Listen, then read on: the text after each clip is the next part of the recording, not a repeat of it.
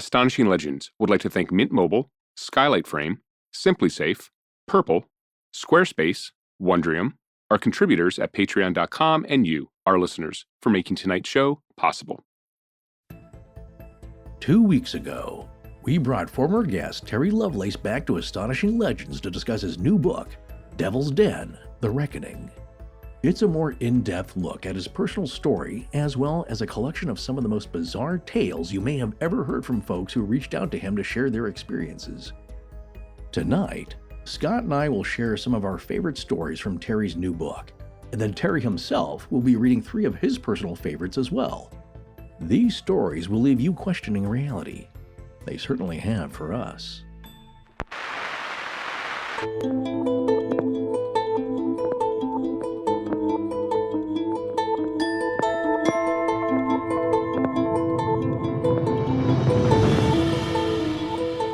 Welcome back to Astonishing Legends.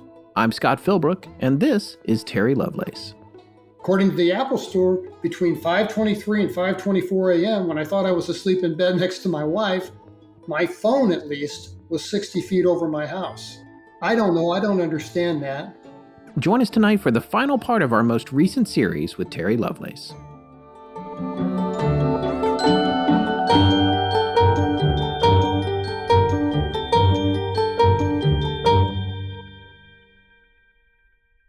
And we're back. And we're back. And we're back. It's Christmas time. Hey, that's pretty good. You sing Yeah, it was terrible. Good singing voice. I like it. No, that's, I didn't even know the mic was on. Claim that. Well, folks, we are back. And speaking of back, every time Terry Lovelace comes back, things just get stranger and stranger. I've actually gone for us from wanting to have a personal experience to hoping that I never do. Not one like him, anyway. No, that's my favorite Terry story at a conference he was giving a lecture at, giving a talk. And of course, you get some keeners, as people from the UK would say. Very enthusiastic people come up to him. And Yes. this one young man said, "Terry, how can I have my experience with extraterrestrials? How can I get abducted?" And he's like, "You just heard what I've been talking about, right? For 90 minutes. You heard that, right? Because Yeah. It's not good. Yeah, you don't want to do but this. Still, how to get my own experience? Yeah. So. I know. Well, we're going to get into it with Terry tonight. We got a lot of good stories, but a couple of very quick notes. Firstly, the last round of pint glasses that took so long for us to get, supply chain problems and all that, they came in and they have all been shipped out. Some of you probably already have them, but if you don't, they should be to you soon. And if you missed the boat on those, they sold out so quick. We're likely to make a few more early next year, so be patient. We're also extremely excited to bring you what has become an annual tradition at Astonishing Legends with the 2021 Astonishing Legends Christmas Party Roundtable Extravaganza. Everything you just said there, all that stuff, that's what you want to call the episode. Well, look, there's no words to describe it. I might be embellishing a little bit. Yeah. I see. Okay.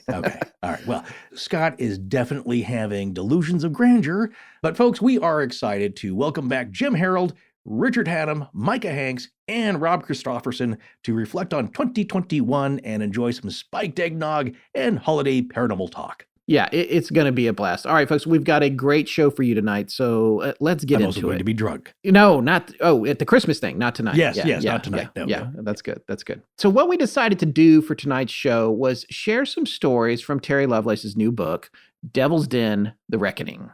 We went through and picked out 3 stories that we liked, which we're going to read to you here shortly and discuss a little bit. Then we're going to bring Terry back to read 3 stories himself of escalating intensity and high strangeness. So the first one here is one that is pretty short, but I was super intrigued with because I'm an aviation enthusiast. I think Forrest and I both are, but we just thought this was super bizarre. And we'll talk about it a little bit on the other side. Yes, this is going to be about the quote-unquote 727. Yes. Oh, that's a good one. Yeah. Okay, so here we go. From Devil's Den: The Reckoning, case number 16, which Terry called Old School 727. Dear Mr. Lovelace, I enjoyed your book. I don't read a lot of UFO-related books, but I enjoyed yours. I want to tell you about an experience my wife and I had in Burlington. I know you worked for the state of Vermont and lived in Montpelier, so I know you must be familiar with Burlington. We live in the suburbs a few miles from campus. My wife and I own a printing business we inherited from her parents. This happened to us back in February of 2008. We had joined some friends for dinner on a Friday night. Afterward, we were headed home just a few miles down the road. As you know, there's an airport in Burlington, and we live in a flight path, so we're used to seeing and hearing aircraft. I flew airplanes in the Navy for a couple of years and had hopes of being a commercial airline pilot one day. Eye disease and the sudden onset of poor vision ended that dream, but we love our business and everything turned out for the best. I am home for dinner every night and can read to my kids before bed, something I wouldn't be able to do as a commercial airline pilot or a Navy pilot for that matter. My vision problems are mostly corrected with glasses, so I can drive and read most fine print. We said goodnight to our friends and parted ways about 10 p.m. We had to have the babysitter home by 10:30. It was a cold night, even for Vermont standards. We each had a single glass of wine, no more. As we were winding our way down the hill toward home, we saw a really weird aircraft. My wife saw it first and pointed it out to me. It was to her right and it was low, I would say about 5,000 feet. Not too low to be on an approach, but it was still hanging in midair. I swear it looked stationary. It was not moving slowly. It was dead still. I pulled over and oriented the car where we would see it at the very top of the windshield. I rolled down my window and didn't hear any aircraft noise at all. At that altitude, we should have. We were off the main road and just inside our subdivision, so there was no other traffic. It was an old-school Boeing 727 airliner. I recognized the 3 rear-engine configuration with the center engine at the base of the tail. They've been out of service for years, and except for maybe Iran, they're no longer in use by anyone. Because of the lighting, I could not see the markings to identify the airline. In addition to its being motionless, it was brightly lit from the inside and the landing lights were shining brightly too. I recall that the navigation lights were proper. I did not see landing gear down. What struck me most was its speed. More precisely, its lack of speed. No jet aircraft could fly that slow on approach without stalling out. It was traveling way below glide speed and should have dropped from the sky like a duck full of buckshot. Things got even stranger. As we watched, it began a slow drift sideways. I swear it was in level flight, but just moved slowly starboard until it vanished behind buildings and trees. Airplanes do not move that way. It was not in forward flight. The entire sighting lasted about a minute or a few seconds more. It was brief, but thrilling. It was the craziest thing I had ever seen. I think if my wife and I were not so keen on aircraft, we might have drove right past it without a second thought. By the time I reached for my phone, it was gone from sight. I'm just glad my wife was there to witness it because no one would believe me. We just kept it between ourselves. Okay, first observation. Remember when we heard stories about people that saw, it's a whole subject in and of itself, and we could cover it one day, black helicopters. Yeah. And a lot of people would say when there's a cattle mutilation happening nearby or it just happened, they would see these black helicopters off in the distance. And then, of course, people naturally say, well, there you go. It's a government black on black operation. They're coming in. Maybe it's radiation that they're checking the cattle for. And that's I'm not saying it's a bad conclusion because, yeah, there might be radiation. And of course, the idea there is that the soft tissues would retain the most amount of contamination. And those are what you want to collect. And that's often what's seen missing at a mutilation site. But more importantly, people say, yeah, there are sometimes these black helicopters seen off in the distance, and it's got to be military. But then there are a bunch of stories where people said, yeah, I saw one up close, and it had no rotor. It made no sound. Right. Or there was no tail on it. It's something very bizarre. It's like, it's close. Maybe from a distance, that's what they wanted you to believe. Who knows? I'm speculating. This is all speculation, but I see connections here, as we will throughout these stories, that there are themes and elements that coincide with the rest of these other stories. And when you read all 30 of them, it's like, wow, these things keep coming up. And maybe they're cultural things that everybody knows about because I've been watching some of these shows. But as you will hear, or if you read the book, which we recommend, you will see that this isn't anything that I have ever seen in any sci-fi show or alien show. These are so far beyond a writer's imagination in a weird way that it's just odd. The thing that's fascinating to me about this too is there's a clip on the internet of a plane frozen in the air, which I think has been proven. It's a proven hoax, but it really is Right. just, it's jarring when you look at it. It's very interesting. And of course, Yeah. that was the first thing that popped into my mind's eye when I read this story, which maybe was inspired by this story. I don't know. Yeah. But I guess what is interesting to me is, I know Terry vets these folks. He'll talk about that a little bit later on. But also, I guess the fact that this guy was a Navy pilot. And so he knew what he was looking at. He wasn't just some guy looking at a plane. He knew the model of the plane. He knew it was flying too low. He knew it was going too slow. Right. All of those things. And then on top of that, he's identifying it not only as stationary, but moving away laterally from him and his wife. And she saw it too. It's a short little story, but it's extremely puzzling. And it does bring to mind the camouflage, the helicopter without the rotors is the same thing, or no tail or whatever. It's like, I think probably one of the themes that you're going to find tonight in tonight's show is that a lot of things appear to be controlling how you're perceiving them. Yes. Or attempting to, and not doing it great, Absolutely. I see this so much with people trying to follow a line of logic and reason, as we do, as human beings do. It's how we interpret and navigate our world. But it's usually one line of reasoning. And somebody will say, oh, well, this thing that Terry said, well, it's not really true, or the logic doesn't follow scientifically, or we could say like for an industrial application, therefore all of it's not true, or Right. bring into doubt all of it. It's like, okay, well, that's reasonable. I get that. But maybe one aspect of this is true. And then you have to wonder about, it's all then crazy. Yeah. There's no way to apply logic to it. So just my thought about that is that I know this is all fantastical, and I'm not vouching or saying, oh, I know it's true, because I don't. I'm just saying, though, that it's a lot of food for thought, which I think Terry would say as well. He's just from a position, just this happened. Yeah. And that's what I'm telling you.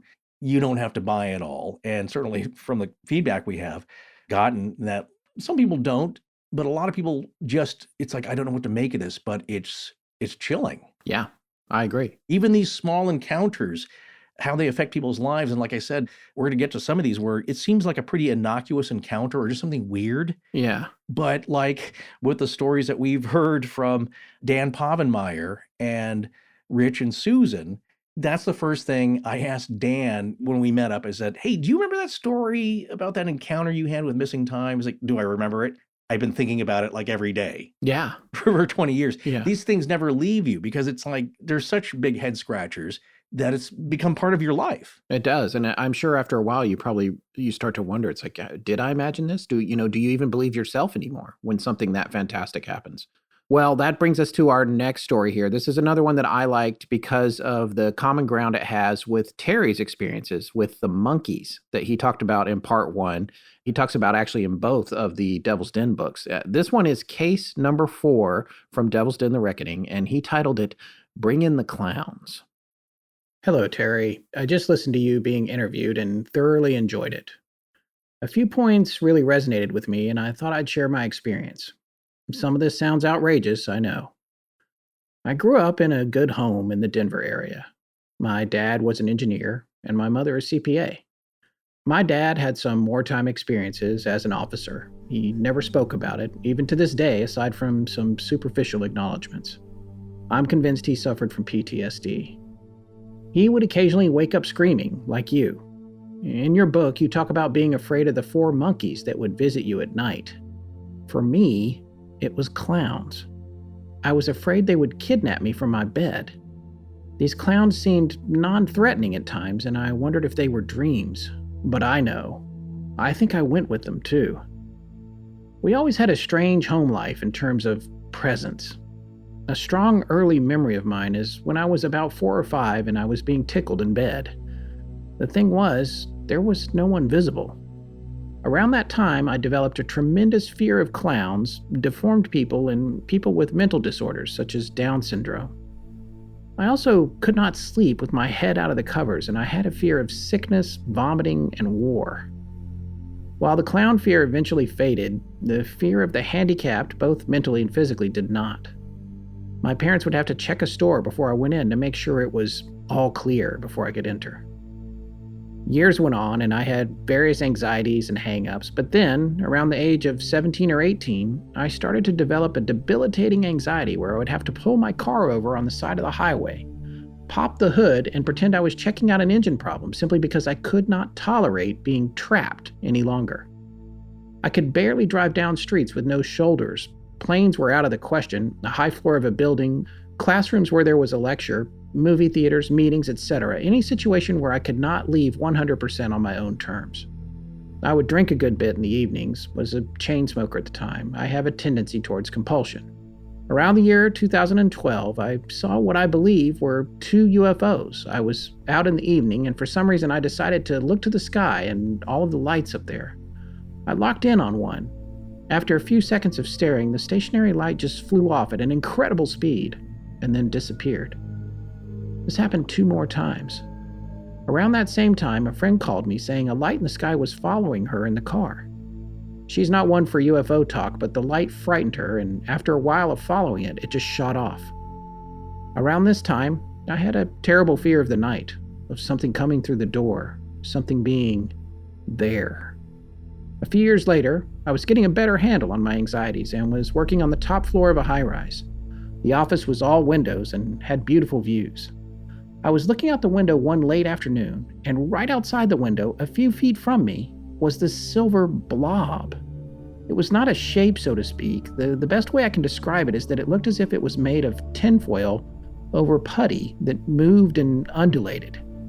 It hovered outside the window and then slowly made its way around the corner of the building, and then, I think, it disappeared. I remember a pleasant feeling coming over me, a moment of calm instead of the usual anxiety and fear I seem to live with.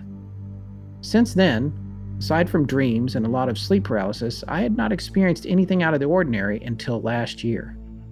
I was walking with my daughter one Sunday. We were going to meet my wife for brunch. An Asian man stopped me and my daughter. He had a friendly disposition and was well put together, so I heard him out. He said, quote, "Your daughter is very special. Her eyes, it was in her eyes," end quote. Then he went on about there was, quote, "many ships in the sky right now," end quote.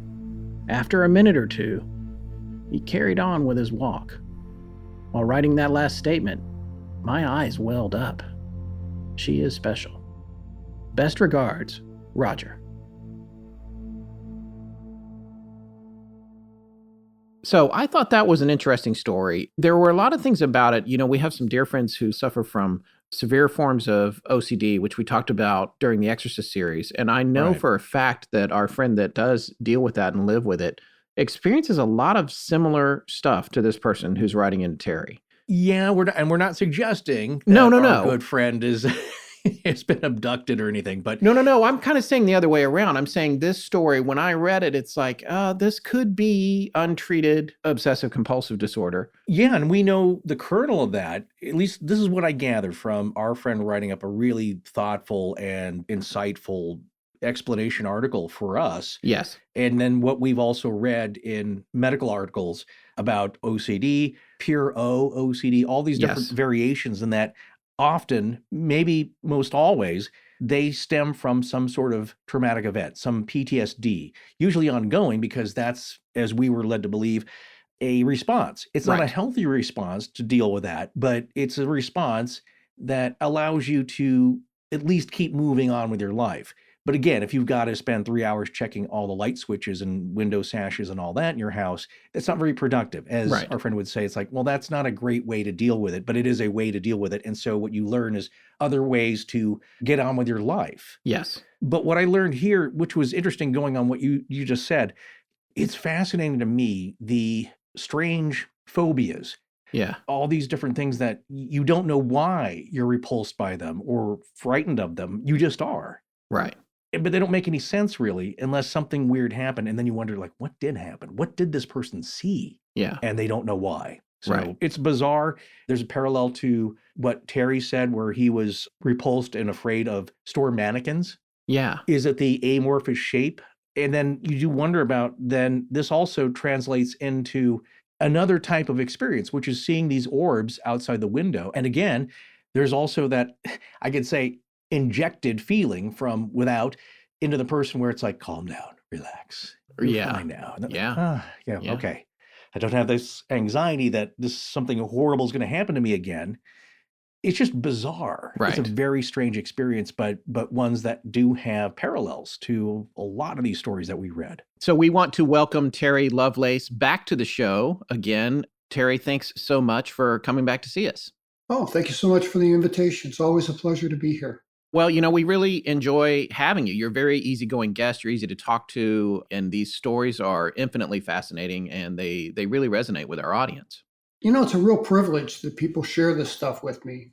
I'm blown away by these stories, and I've done my best to kind of vet these people and find out if they're real, and they're real people.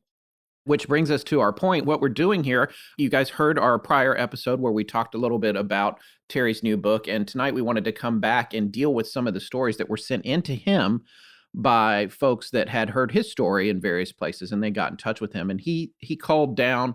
I'm sure you've got thousands of stories. I can't even imagine how many you have, Terry, that are coming to you. But you put I think about 30 into Devil's Den: The Reckoning, your new book, right? Yeah, I did. I think it's 25. I tried to distill it down to the best. I've got over 2,000 emails since March of 2018, but I had about 400 stories that were really cool, and of those, 50 are really very neat. Were there any that, for whatever reason, you couldn't have published them, even if the person agreed to it, that you felt like they were either too out there or had details that were too disturbing or anything like that? I had actually quite a few that were so poorly written. It was just a disjointed story that I didn't see any way to piece it together in a linear fashion to make a real story out of it. And there were a couple that were just maybe people that were perhaps having mental issues. Right. Some were just beyond credulity. They were just way out there. And I know that my story is way out there, but right. But even for you, it was too much. Well, even for me. That's a good point, though. I'd like to discuss before we get started, in that Scott and I have occasionally talked about this on the show, and that we, of course, now have received thousands of emails and messages, DMs from all over every platform to our show, and there have been a few that are requests for people to come on and tell their story. And, most of them we do sense are genuine. There's been a few, though, that Scott and I discussed, like, what are the parameters? What sets off our alarm bells and raises the red flags? And for us, when we read the story, it's exactly what you're talking about in a different way, in that some of the details are too outrageous, but not in the way that talking about aliens or possibly being abducted sounds outrageous to most. The details sound too cinematic. Yeah. There are things that happen for all these stories, and we found a baseline exactly like with yours.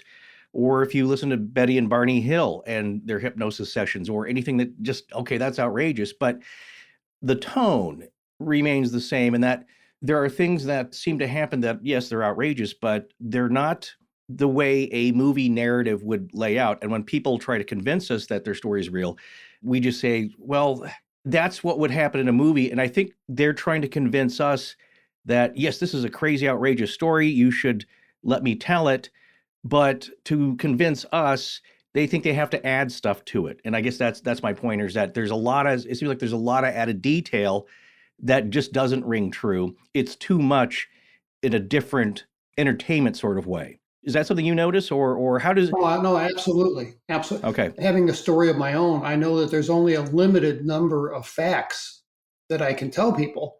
And, if I want to go beyond that, told from my childhood, beyond that, I had to use there's other people's stories to really make a book, because some people their story just grows, and that's a red flag. Right. To Forrest's point, it's, that there's something up when it feels like a script or a short story. It's like really, really refined and has this narrative structure. It's one of those things that we talk about too, where these stories, especially the more true they are, they don't necessarily have a 3-act structure or a 5 or even 6-act structure. They don't have, when we covered Skinwalker Ranch all these years ago and talked about all the things that were happening there, people wrote in, they were like, well, I couldn't follow it. And it's like, we can't follow it either. It doesn't make any sense.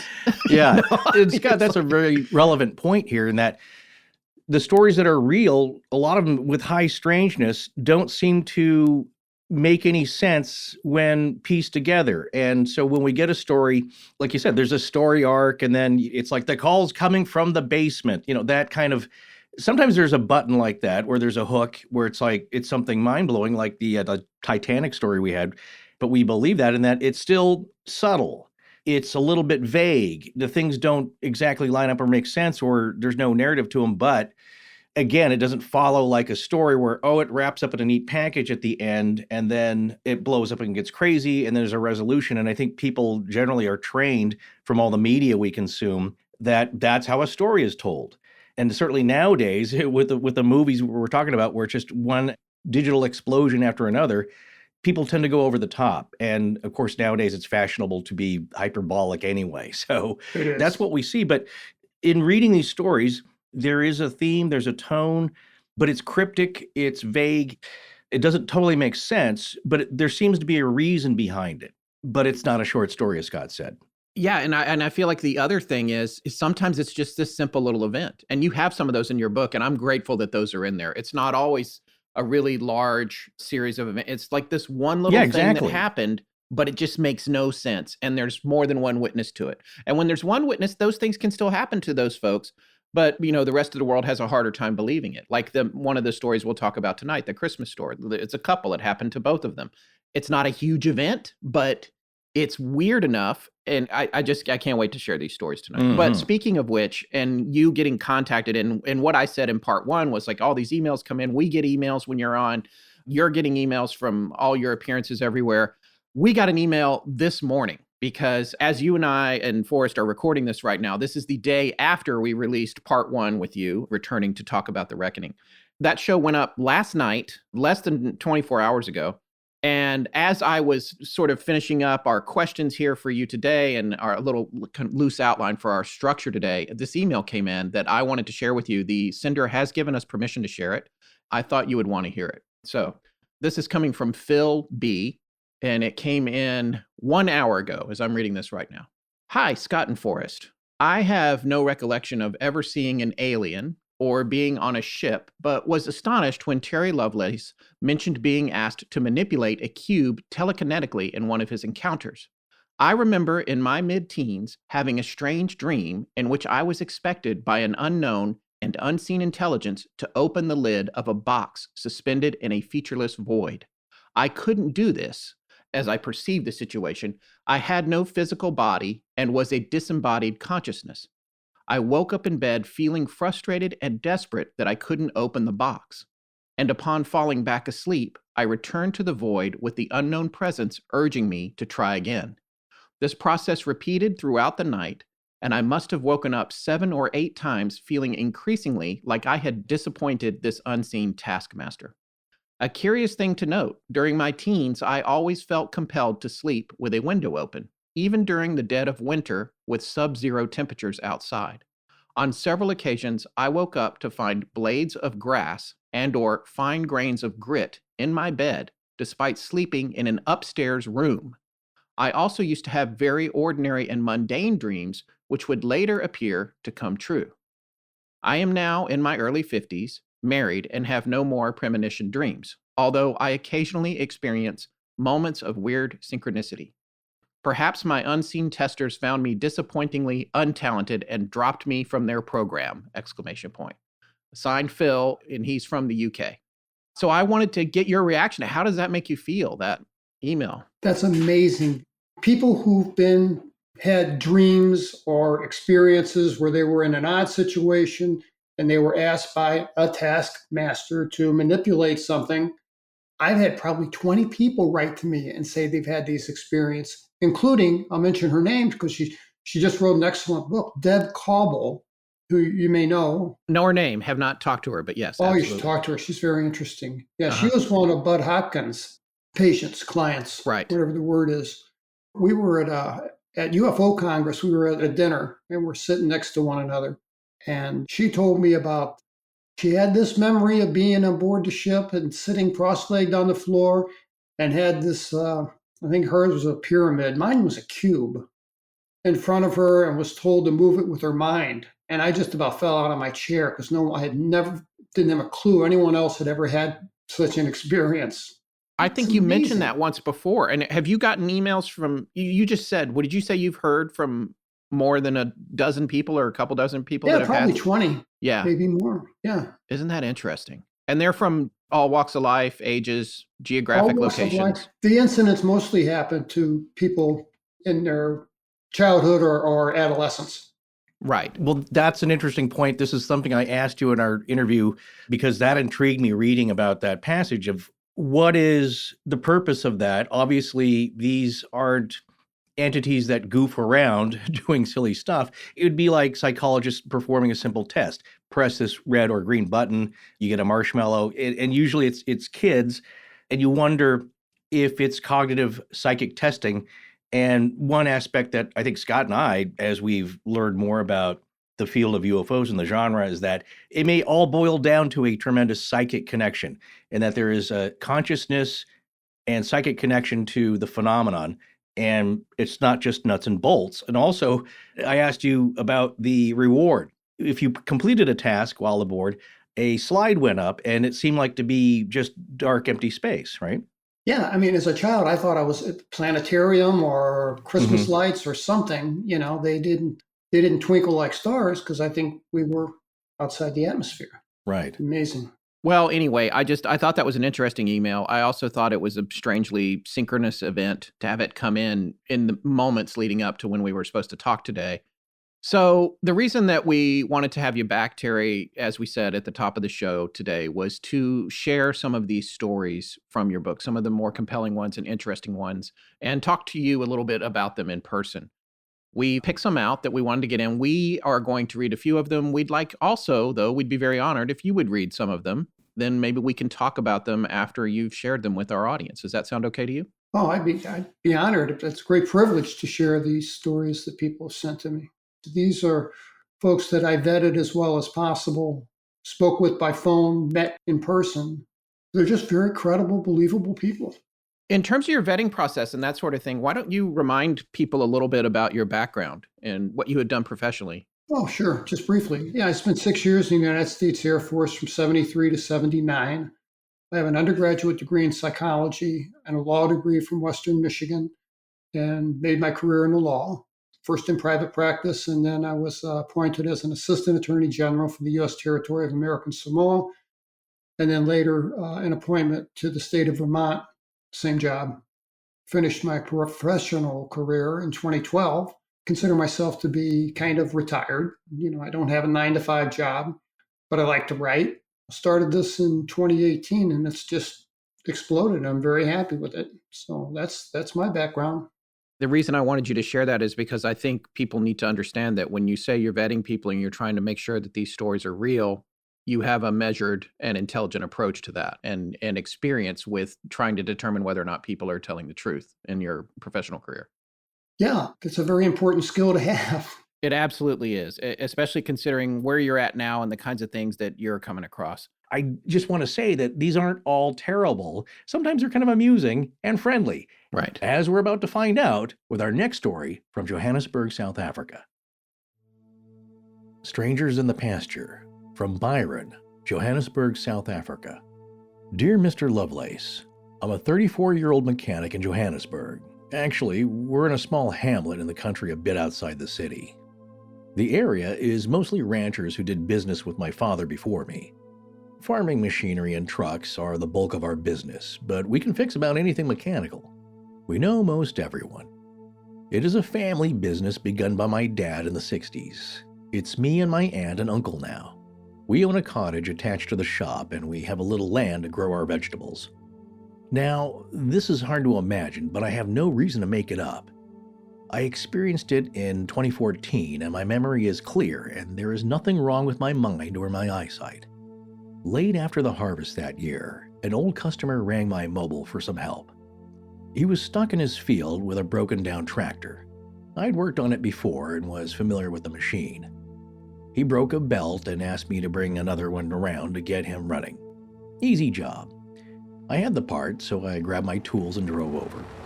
I found him at the far south side of his field, about 2 kilometers from the house, right where he said he'd be. His name was Duncan. He's passed on, so I don't think he'd mind if I use his name. Duncan was an older gent, but stout and hard-working. When I parked my truck, I could see Duncan was in a state. I told him to relax, but I'd have him on his way before long. But it wasn't his tractor that had him worked up. There was a tree line on the south end of Duncan's property that marked the boundary separating his property from his neighbor's. Everyone is friendly, so it wasn't a neighborly quarrel.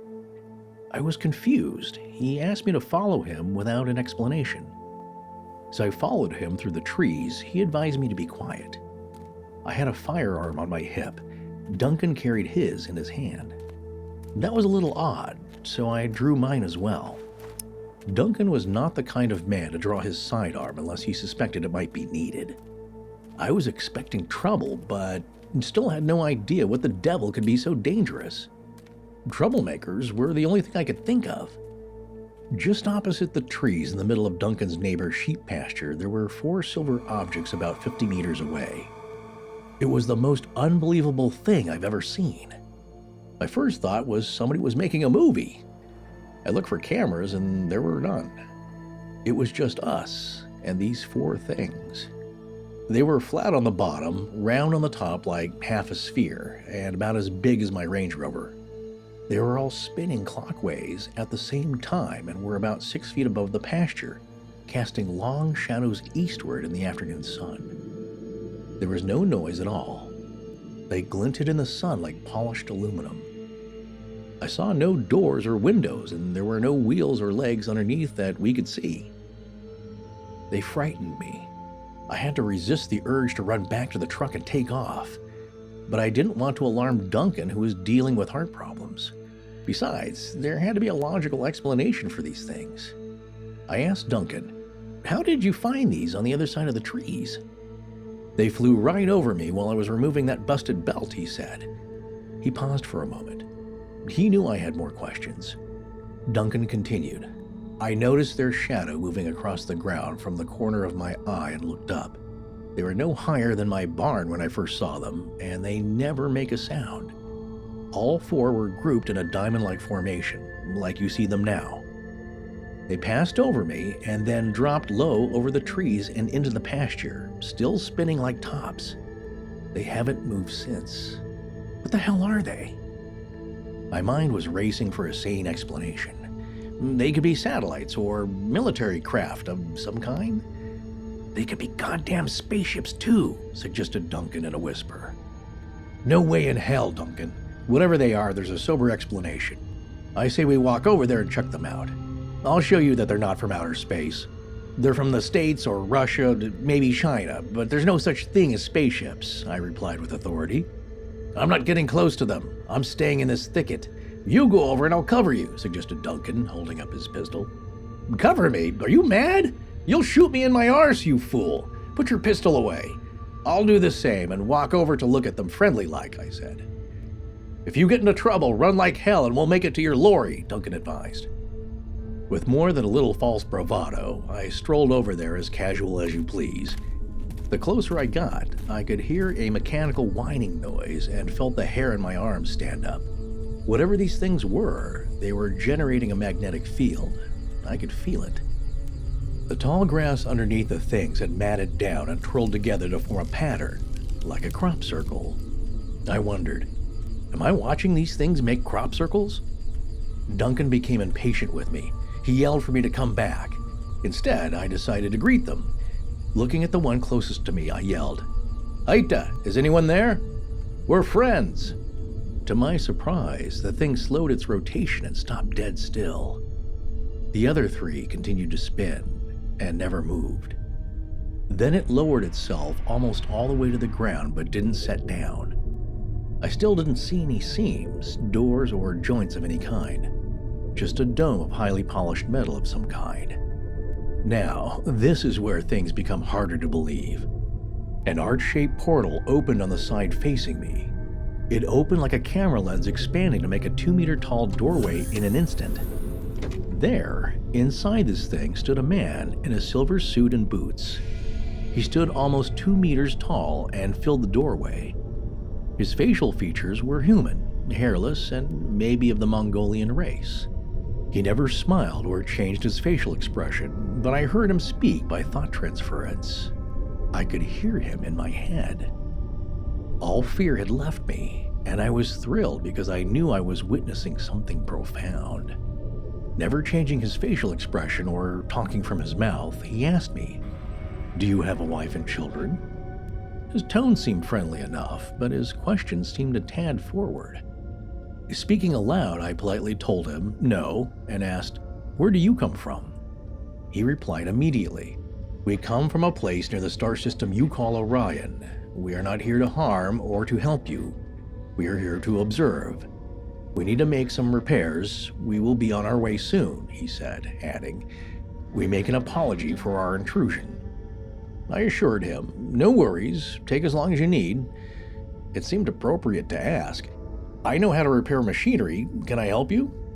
I strained my eyes to see what was behind him inside his vehicle, but the opening was small and the interior was illuminated, so I saw him mostly in profile and nothing behind him. He knew what I was thinking. He offered, "Would you like to step inside and see our device?" I felt like a child begging permission. All I could say was, "Yes, please," but I was compelled to add, "I'm concerned about my friend's well-being. He will worry about me if I go inside with you. He might panic. I fear his heart might fail him." The visitor said, "I understand. Go back to your friend because he is very afraid. Tell him we caused you no harm. Tell no one." And with that, the door closed in the same fashion that it had opened. I stepped back a few meters and it resumed rotating. Walking mostly backward, I rejoined Duncan, who was eager to hear the story and confirm I was not harmed. Duncan shook my hand and we both turned to watch them from the trees. He eagerly asked, "What did he say to you? Was he friendly?" I assured Duncan he was a gentleman. He apologized for the trespass and said they needed to make repairs. He knew you were afraid and I should return and tell you he didn't hurt me. They come from Orion somewhere and said they were watching us. He also said to tell no one. Duncan had pulled out a small amber pill bottle and tossed a couple tiny pills in his mouth. I assumed it was heart medicine. I asked if he was okay and he nodded. He was very kind to me. He even invited me inside, I said proudly. "I was worried. I'm glad you didn't go," Duncan said with relief. "They took you. What would I tell your aunt and uncle? What would become of you?" I reassured him everything was all right and we were in no danger. Duncan seemed winded. He paused to take a deep breath and said, "He told us to tell no one? Who the hell would believe us? We'd be a joke and the boys would never let us live it down. I say we tell no one, not the constable, not your uncle, and I'll not tell Romina, no one." I agreed. It's a pact then, and we'll tell no one. I was proud of meeting a spaceman and bragged to my friend, "Can you believe it? He invited me inside for a visit to see their machine." Just as I finished my sentence, we saw all four of these half-dome things slowly rise to about 30 meters and fly away at great speed. We were awestruck by their speed and stood in silence for a few minutes, trying to grasp what had just happened to us. Duncan and I both had mobile phones, but neither of us thought to take a photograph. That was hard to believe too, but it never entered our minds. We followed the stranger's advice and never told anyone what happened that afternoon. We knew we had seen something not of this world. Duncan claimed he regretted not going with me to see them up close. I don't think his heart could have taken it. I fixed his tractor in short order and we parted. Over the next few years, Duncan and I would review the experience over a glass of whiskey when we could if we were someplace private. Like two old war mates, we went over every little detail of our adventure, recalling every second. Duncan passed away suddenly in 2017 of a heart ailment. He lived to see 82. You're the first soul I've shared this story with, Mr. Lovelace. Please keep it true if you put it in your book. There is an interesting addendum to this story. Duncan's neighbor, Weston, came around to the shop and said he found crop circles in his pasture. He showed me the photographs. They were not the best quality, and I doubt anyone took them seriously. I pretended to be amazed. He appreciated that I was interested, and I confirmed, "Those look like real crop circles to me." 8 months later, well into the new season, he came by again and asked, "Remember those crop circles?" Well, that crop circle nearest to Duncan's land is just a round patch of dirt now. Nothing will grow there. Not a weed, not a blade of grass. No ants or weevils either. I tossed a piece of mutton in the center and even the flies want no part of it. I told him that was amazing, adding to, I wish I'd seen whatever did this to your pasture. After 2 years, the grass slowly returned and has almost covered the bare spot. I never had any dreams about it, but I dream about Duncan a lot. Yours respectfully, Byron. Okay, so this story, this is also one of my favorites. I have 3 or 4 favorites in the book here. But this one is so intense. I really like the real down-to-earth nature of it and the relationship between the main character, which I don't even know if his name's ever said, and his friend Duncan. But, going out to this field and the whole experience with these craft, it's just mind-blowing. So how did this came to you by email, this one? It did. The guy came in by email and said he had an amazing story he wanted to share. He told me just a sliver of the story, and I emailed him back and I said, I called the guy Byron, I think, in the book, and his friend Duncan. And I said, please tell me more. Can you tell me the whole story? And he said, sure. And, it was interesting because his English was it had that Afrikaan influence to it. So, yes. Instead of using the word telepathically, he used thought transference. Thought transference was the phrase he used instead of telepathically. A couple other things too. Yeah, we had to look up the greeting, Heita or Heita, H-E-I-T-A. Yeah, I'm not even sure how to pronounce it. So yeah, when he talks about the aperture and this thing coming out, there's a character that we have referred to on our show before from our Mothman series, one of our very early series. And it's one that it was just like a little side story in John Keel's book, The Mothman Prophecies, A True Story. He was talking about all the high strangeness that was going on, his term that he coined, that was going on in the Ohio River Valley at the time that the Mothman was appearing in and around Point Pleasant there and Gallipolis. And there was a story of a woman who saw a UFO over a playground. And I'm actually going to read this little paragraph right here, okay? This is from chapter 4 of his book, The Mothman Prophecies, A True Story. Chapter 4 is called Take the Train. This is on the second page of that chapter, at least on my Kindle edition. In March 1966, keeping in mind this book was published in 76, so it might not be fully politically correct for these days. In March 1966, a shapely housewife, whom I will call Mrs. Kelly because she asked that her name be withheld, was waiting in her car for her children near the Point Pleasant school when she saw an unbelievable apparition low in the sky. It looked like a glistening metal disc and was hovering directly above the school playground. A door-like aperture was open at its rim, and there was a man standing outside. He was not standing in the doorway. He was standing outside the object in midair. He wore a silvery, skin-tight costume and had very long silvery hair. He was looking down into the schoolyard intently. All right, so there was no communication exchange between them, but the door, again, was described as an aperture, which I thought was interesting in Byron and Duncan's case. It's an aperture, and it's something that's come up before in other stories, too, that opens up like a camera aperture that's controlling your f-stop, which is fascinating to me because... And then the other thing is the silver suit. Now, in the story that Byron shared, the entity was hairless, and this one had long hair. But they clearly had the same tailor, and their ships came from the same shipyard. Right. I mean, it's fascinating to me. And that was 1976. And I get the feeling that Byron's story is more recent. I also got the feeling from Byron's story that he was maybe considerably younger than Duncan. Yes. Yeah, but they were friends and that sort of thing. So that just really caught my eye. I mean, the Disco Wizard is we call that guy the Disco Wizard from the Mothman story because, the silver suit and the long white beard. He's practically a mascot of our show. So when I saw that, I was like, oh my God, it must be friends of his. Yeah, it's just crazy. So that common ground. And I love too that, again, here we are with the nuts and bolts thing, like Forrest has brought up. There was a mechanical whining sound associated with the craft. And that's interesting to me too, because you get these other craft that make no noise at all. People see it, it's a big, huge thing. It's floating. It went over. It makes not a sound. And then you get these other ones that are very mechanical in nature, almost like going back to our diner references earlier, like a 57 Bel Air, So yeah, the old lantern that Indrid Cold apparently stepped out of with the squeaky car door with a clunk, and maybe we've speculated as well as others that maybe Woody Derenberger.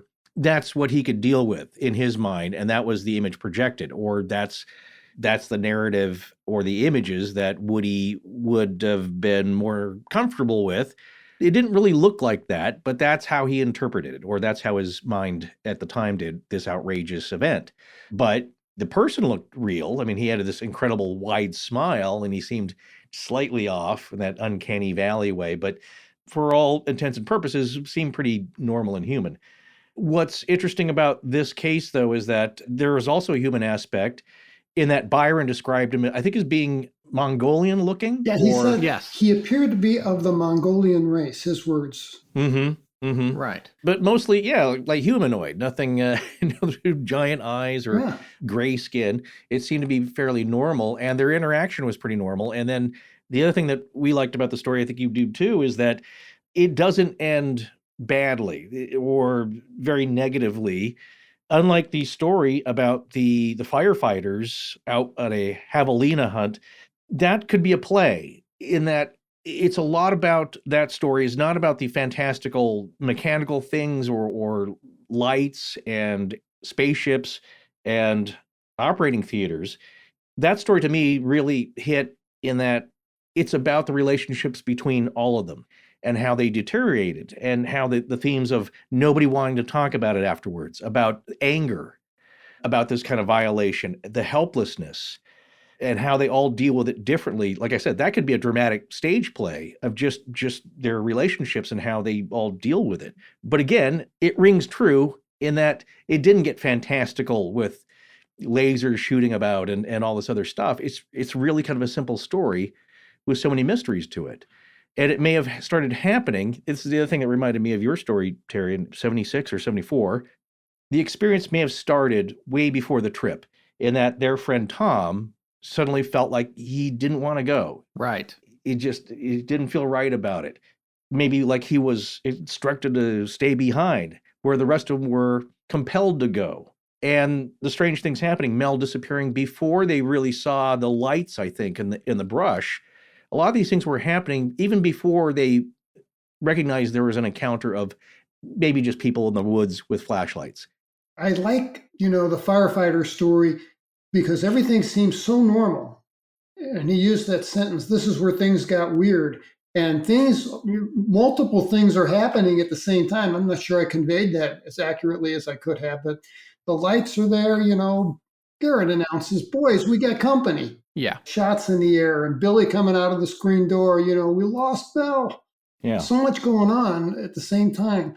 It's just kind of the way it seems to happen, Yeah, the other thing about this story with Byron and Duncan is the whole, you want to get in my van? Can you help me put this chair in my van? Like, I don't know if I'd be going in there to look under the hood. Yeah. Seemed fine. No, I don't know about that. And again, your friend is afraid. Tell him we didn't hurt you. Don't be afraid. Don't be afraid. Right. We didn't stick the thing up your nose and cause your life to fall apart. So it's like, but he was telling the truth. That's the difference here, in that he didn't. Yeah, but that might have just been luck of the draw. I don't know. I think there's a cool naivete to his story where he's like, can't I come in and give you guys a hand? I know a little about machinery. Yeah. It's just.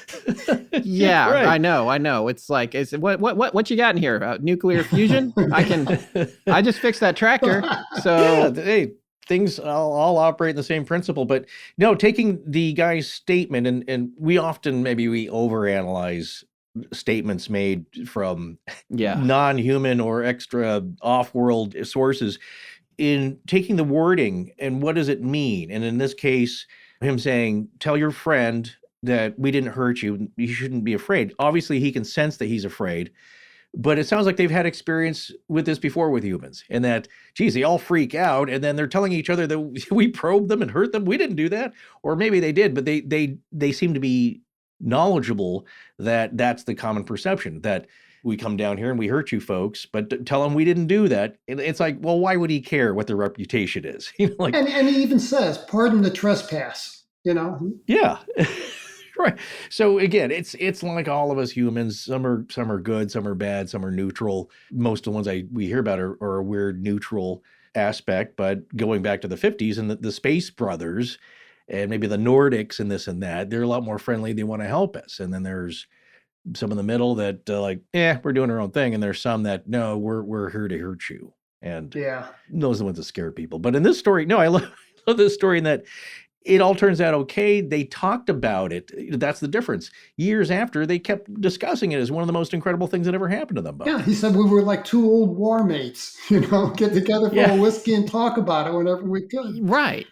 Right. And yeah, it's a different thing. The band didn't break up in this case, but it wasn't lost on me. Like when Byron said, well, Duncan had his weapon drawn. He had his firearm out, and he's like, he doesn't draw that unless he thinks he's going to have to use it. And so then I drew mine, and you could just imagine this panic in the approach. Oh, yeah. I didn't put it in the book, but in the email, he said, "Hey, put that damn thing away. You're going to shoot me in the arse, you fool."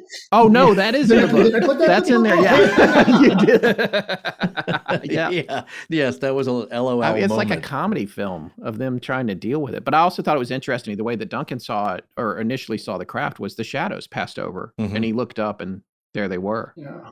So Somebody wrote to me and said that there were very similar crafts reported, bullet-shaped, silver, flying in a diamond-shaped configuration in Canada somewhere. That's interesting. Well, it makes you wonder if like the small shapes that you see, even in the new Skinwalker Ranch series, that are so high up in the air that you can't really make out what they are. If you got up close to them, it makes you wonder if they're in the same class, Yeah. I just came back from a little mini vacation, and of course, was taking tons of pictures and video along the way. Oh, yeah, got those. It was fun to see what you were up to while you were doing it. In the olden days, you and my other friends and family would have had to wait until I got back home to see all my pics, vids, and tipsy phone calls. Oh, why? Because you didn't want to go over your data cap? And what do you mean by the olden days? Heck yeah, I mean the data caps. I would get dinged like $20 or more every time I went over, and the fees didn't stop there for sharing whatever I wanted, whenever I wanted, with my old big-name carrier. And I mean the pre-Mint Mobile days. And imagine the overage fees for a whole family on vacation or at some event. Well, no more. Not since we're in the modern days with our Mint Mobile plans.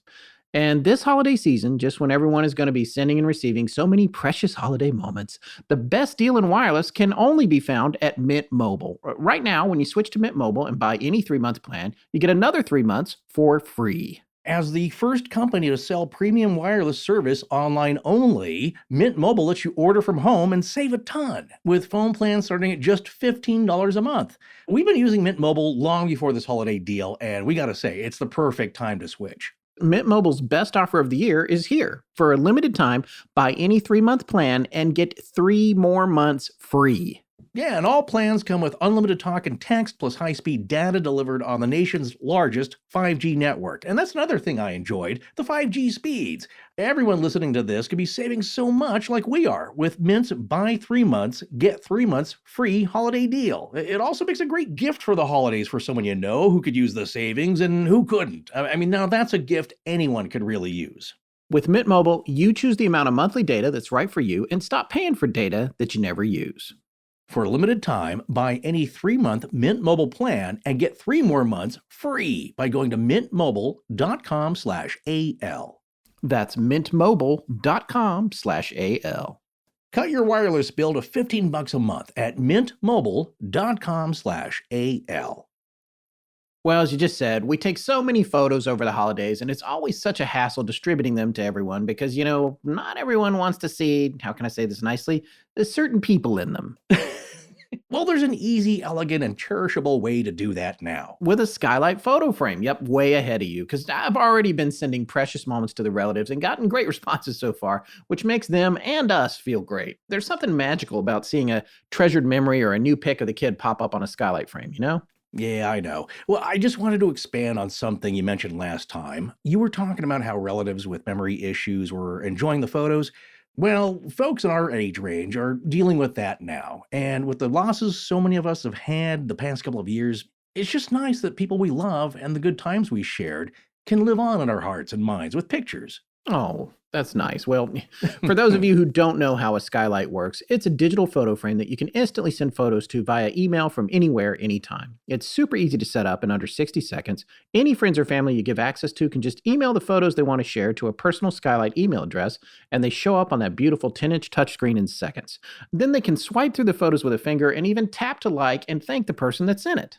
Yeah, and even if the person refuses to touch anything tech, you can preload a skylight with your favorite photos or ones you know they'll love.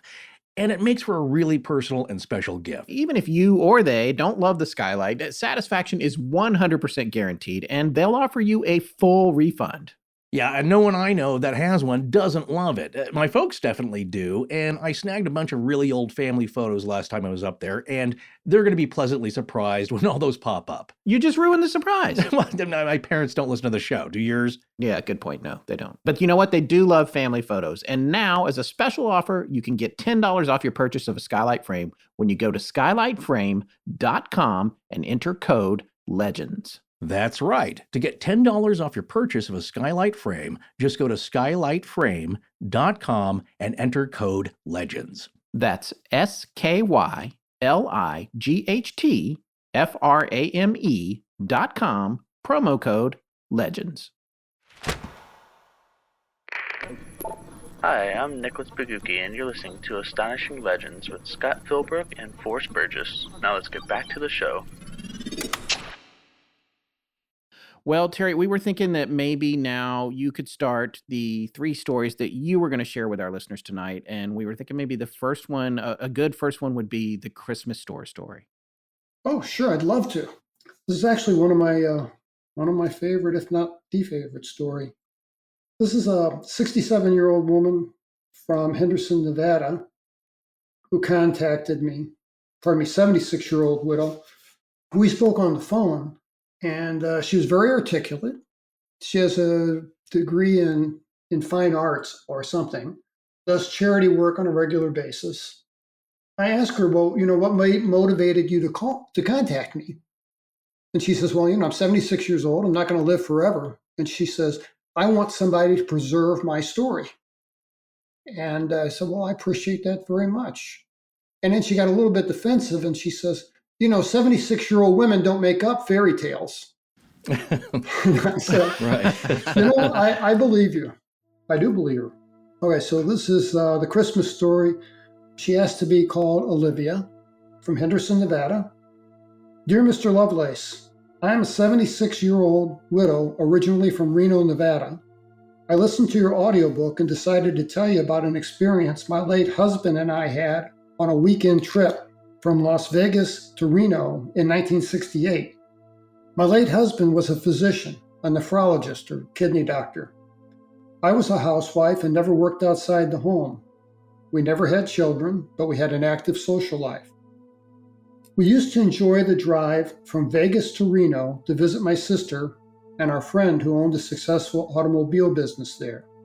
We had a Peugeot automobile we bought in France on an anniversary trip and had shipped back stateside. It was my late husband's toy. Paul loved that car because it was just unusual. It was also wonderfully comfortable for long trips. About once a month, we would make the drive to Reno to visit our friends and enjoy a lovely weekend. This weekend in March 1968 would be the most unusual trip we would ever make to Reno. We usually left no later than 3 o'clock p.m. to avoid traffic, but Paul was tied up at the hospital until 6 p.m. We considered canceling our trip, but we had a room reserved and really wanted to make this trip. Paul called the hotel and told them we would be checking in late. We could sleep in the next morning, so the late start wouldn't be a big deal. Back in '68, it was 2-lane blacktop for the whole 240-mile trip. We knew we'd be worn out when we got there, but it wasn't a concern. Usually, we would stop for gas in the little town of Tonopah, off the highway that marked about the halfway point to Reno. They had a nice diner there called the Stagecoach or something similar. The sun had just set, and we decided to stay for dinner and coffee, as well as fuel. There was not much commerce in Tonopah back then. The drive was mostly desert, a few small towns separated by many miles of road. It's different now, and there's a nice highway too. We had a good meal, and were back on the road within an hour. As we were leaving the city limits headed for Reno, Paul and I saw a new business. It was, of all things, a Christmas store. This was 1968, and I can't ever recall seeing an entire store devoted to the holiday. The building sat back from the road a bit and was lit up inside with bright lights that came streaming out of every window. There was a porch that stretched across the front of the store, with Christmas lights of all shapes, sizes, and colors draped across the front of the building. Some of the lights twinkled, some flashed, others did not. It really caught our attention. We both were certain it had not been there a month ago when we made our last trip, but we usually passed through Tonopah before dark and could have just missed it. We agreed it was odd to have a Christmas store in a remote location and open for business in March. I asked Paul to please stop since they appeared to be open, but we saw no cars. We could see shadows of movement inside. Paul slowed down, but we couldn't find a place to pull into a parking lot. It was strange. We never saw a parking lot. It was just sand in front of this new building. It made no sense to complete the building before installing a point of egress. There was no road behind the building either. We assumed the place must still be under construction. I remembered it being a brick structure. Paul thought it was wooden, built from rustic barnwood. We could not agree on a couple points, but paid it no mind. We both agreed that the store was brightly lit up inside and out. Paul sped up and pulled onto the highway to resume our trip north. We usually chatted for the entire drive, but this trip I felt sleepy. Neither of us were talkative. I reclined my seat and slept until we reached Reno city limits. I had eaten a heavy meal, and I attributed that to my drowsiness. We checked in at our hotel and never bothered to unpack or hang our things up so they wouldn't wrinkle. Instead, we went directly to bed and sleep. Uncharacteristically, we slept for 10 hours before our friends woke us up with a phone call. The rest of the trip was routine. We had a good time, and by Monday morning we were ready to head home. On our way back, I asked Paul to keep an eye out for that peculiar Christmas store when we got close to Tonopah. We didn't have time to stop, but we wanted to see it in the daylight. It wasn't there. We passed the spot where we were certain we saw it on the way up, but there was nothing there but sand and sagebrush. We continued home, and I think we both felt frustrated that we couldn't find it again. But we dismissed it as a simple oversight. Surely we overlooked it and drove past it. A week later, I brought it up at dinner. Paul admitted it had been on his mind for some reason. I suggested we take a quick drive to Tonopah and look for it. We agreed to make the trip the following weekend. We got up early Saturday and made the drive to have lunch and find the Christmas store again. It felt like a fun adventure. We reached the city limits and drove through town looking, but we never found it. We drove through town twice and still couldn't find it. We had lunch at the Stagecoach, and I asked the hostess, when did he build a Christmas store in Tonopah? What Christmas store? She asked. She looked at me like I was crazy. I wasn't confused. We knew what we saw. She politely insisted there were no new stores in Tonopah. The hostess told us the owner here is the president of the town's Chamber of Commerce. If anybody knows about a new retail store in town, he'd be the man. She offered to have him speak with us. Mr. Yang introduced himself and asked if he could join us. We insisted. He pulled up a chair to our table and was very gracious. He gave us a brief but fascinating history of the town, but he was courteously adamant that there were no new commercial structures built and no new businesses in town. I can still see that building in my mind. We both saw the same thing. We saw it in Tonopah 10 minutes after leaving the restaurant. There was no uncertainty about the location. Afterward, Paul became indifferent and rightly pointed out that we had other things to worry about. We never really discussed it again. I regret that. I've seen a lot in 76 years, but those 2 minutes when we drove past the Christmas store is as fresh in my memory as if it happened yesterday. Analysis. Olivia's case is striking in that she and her husband both witnessed something strange. They both agreed on what they saw, mostly. There were subtle differences, but they believe they were only in front of the store for 2 minutes as they drove by. The question remains, what did they see? I don't think it was a retail store. I don't think what they saw was even terrestrial. I believe what they recall is a screen memory that disguised the true nature of what they witnessed. Olivia said she would rather speak by telephone than exchange emails. I called her. After some initial pleasantries, I candidly asked, Olivia, do you think what you saw could have been a spaceship? Do you believe you and your husband's perception was somehow being manipulated from inside that store? She replied with a nervous chuckle, that's silly. Then she paused. But I can't rule it out either. That makes as much sense as anything else. I admit that I entertained that thought over the years, but I try not to dwell on it. It was a cute little store. I'd like to remember it at that, even if it was a mirage or something from another world. I asked her if she thought they may have experienced missing time during that leg of the Reno trip while she slept. She was unsure, but said she'd considered it. She replied with a question, how would one know? Then added, it was very uncommon for me to sleep in the car. If we did lose time, I don't think it was hours, like you lost on your motorcycle ride. No, I don't think anything happened between Tonopah and Reno, although I have always questioned those couple minutes between Paul slowing down and then accelerating again as we rolled past, when we failed to find the driveway. Do you think it's possible you stopped at the store for a time and just can't remember? I asked. She admitted, maybe we did stop for a while. Maybe all we can remember is slowing down and speeding away, and the in-between was lost to us. Paul and I both were mildly out of sorts for the next 24 hours. That makes me feel strongly that something happened. Paul and I both had bad dreams about the little Christmas store for the rest of our lives. Never on the same night, and no more than a couple a year. The whole incident was dark and creepy in a way that would give Lovecraft nightmares.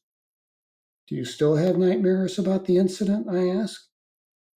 I still have strange dreams on occasion. It's usually because the content of the dream is always the same. It's just Paul pulling onto the shoulder and stopping the car to look at the Christmas store. And both of us are mesmerized by the light show. I can never clearly remember anything other than stopping and just staring at the building from the shoulder of the road for a few seconds, and then Paul driving away. I stared at the thing, but I can't sharply focus on it in my memory. In my dream, it is always like looking through a pair of eyeglasses with oil or something rubbed onto the lenses, or through eyeglasses of the wrong prescription, and everything is blurry. Then I become terrified for some reason and wake up feeling disturbed. Paul's nightmares were similar, but he rarely discussed them because they faded so quickly. But I believe he wanted to avoid the topic. Sadly, Paul passed away in 1983. I thanked Olivia for her story. It reminds me so much of Betty and Barney Hill. I wish she and Paul had thought to draw a picture with pen and paper separately and compare them immediately afterward. I suggested she read Betty and Barney Hill's story. I made a couple of things I wanted to ask you about this one, but one in particular that I only just caught now when you were reading it was in the way that the story's told. She wanted to stop, but they didn't stop. They couldn't find the parking lot. They didn't. She doesn't say in the story that they stopped on the shoulder and looked at it, right? No, she doesn't say that, but she dreamt that they did that. She implies that that's what happened and says that, maybe we did. Maybe we pulled off, but we lost what's in the middle. Right. So she remembers pulling off and pulling back on. We had a missing time story several shows a while ago, maybe 2 years ago. We had a gentleman on. His name's Dan Povenmire. He's actually the co-creator of the Disney animated show called Phineas and Ferb, which is Yeah, a we brought wonderful this show. up to Terry before. Yeah, I think we did. I think Rings a bell. his eyebrows raised about certain details. Yeah. Yeah, he had the same kind of thing where he slowed down and looked at something weird and then sped up. And we've heard that before in other stories too. And that always does seem to have a kind of missing time component to it if it's there. And it's interesting for me as a former video and film editor for almost 2 decades. It's like, that's an edit. It's been edited. That's Yeah. you take well this said. out here, take it out there, crossfade it. If you can't solve it, dissolve it. And I mean, that's like, it seems like that surrounds missing time. But Terry, to be clear, they never remember ever going inside the store. Oh, no, never. Yeah. All they remember is pulling off onto the shoulder. And the thing she's not sure of, did we actually stop for a minute? Because she says, Right. we paused to watch it. But, she says she thought they pulled over, kind of rolled past looking for a driveway. They didn't find one. They could see there was no parking lot and then pulled back on. But now, when I talk to her, she questions, did we stop? Could we have stopped for a few minutes? There's 2 other telling things for me about the story. One is the extreme fatigue they experienced afterwards, sleeping for 10 hours. That's unusual if it's just, even with people with missing time stories, or let's say time slip, which is different. You may have faded into another existence for a little bit. That's not a side effect I usually hear about. The second thing is that I think is really telling are all the negative nightmares, or at least just bad feelings and bad dreams about that one momentary experience, which should be pleasant. Yeah. It's a Christmas store. What should be terrifying about that? Well, what's terrifying about it, from her words, there were 2 things. And that is, in her nightmares, she saw that motion in shadows. I probably should have been more clear about that in the book. And the lighting behind the store. The second major thing that makes it so creepy and makes it worthy of a nightmare is they can't find the thing. Right. Let's talk about this, and maybe you can tell me a little bit or explain this a little bit, especially with your education. A screen memory. What exactly is that, and how is that explained in psychology in general? Is it just designed to protect you? Does this feel like a manipulation? Because there's other stories in your book, one we're going to hear later, that it's the same kind of thing. The people that experienced it, not quite sure what they're looking at. And we hear this all the time across the board, even outside of experiences with UAP or UFOs. This seems to happen a lot where people look back and they think, oh, well, yeah, I saw, it's even Sam the Sandown Clown. I don't know if you know that story, but it's like the strangest thing, the strangest encounter with this really bizarre being, where it's almost like this weird sort of camouflage, like it's a cloak that's designed to, it's a mental cloak in a way that it doesn't let you see what you saw. So I guess my question is that a manipulation, or is that your inability to comprehend what you're looking at? Or is it a manipulation? Because the more that I hear the stories, the more it feels like a manipulation to me. I think it is a manipulation. It was striking to me that most of the people that wrote to me were between the ages of 40 and 80, with the median being about 60. I think that they can manipulate your memory as a child, as a young adult, but I don't think that they have the ability to completely wipe the slate clean. I think our psyche somehow, it's going to seep through from the subconscious to the conscious, and then we'll remember it. Maybe not as a clear linear memory, but bits and pieces and flashes are going to come back. I think that that's what creates the nightmares. And again, that's just conjecture on my part, but that's what I think. I mean, that's an interesting concept and way to look at it, is that as powerful as this force is, these beings are, their technology being this advanced, they have a lot of control and power, but not totally. The human consciousness or subconsciousness and unconsciousness is more powerful than them in some ways. They're not 100% effective in their wiping of memories. Now, this story here, though, is one that we've come across that sounds like it was much more effective, because there really isn't any other memories coming to the surface that are usually part of those telltale signs, other than just a negative dream of them being outside. So they got close, but they're not 100% perfect. And there's other things where they're not 100% perfect, or maybe they just don't care, but it's like your socks being on sideways when you woke up in the tent, your boots being undone. Benny Hill's dress being on backwards. It's like, yeah, just get it together, get them off the ship. It's like they're just, let's get out of here. They're not, and maybe they don't care, but it just seems like they'd be a little less sloppy to me. It raises an ethical question in my mind, and that is it ethical to mess with somebody, to physically hurt them when they obviously have the ability to anesthetize us? Right. And think, okay, well, we've hurt you, but now we're going to erase that memory, and that makes it all okay. Yeah. That is one comment that I think Rich Haddam relayed to us in another story about an abduction where, the person was screaming on the table, and basically the mental telepathy that came through them is like, well, you're not going to remember this. Why are you screaming? Why are you so afraid? Don't worry about it. We're going to make you forget this. Like, they couldn't understand that. Like, yes, but this moment here is awful and it's painful. But to them, it's like, well, if we erase your memory, it's fine, right? We're no harm, no foul.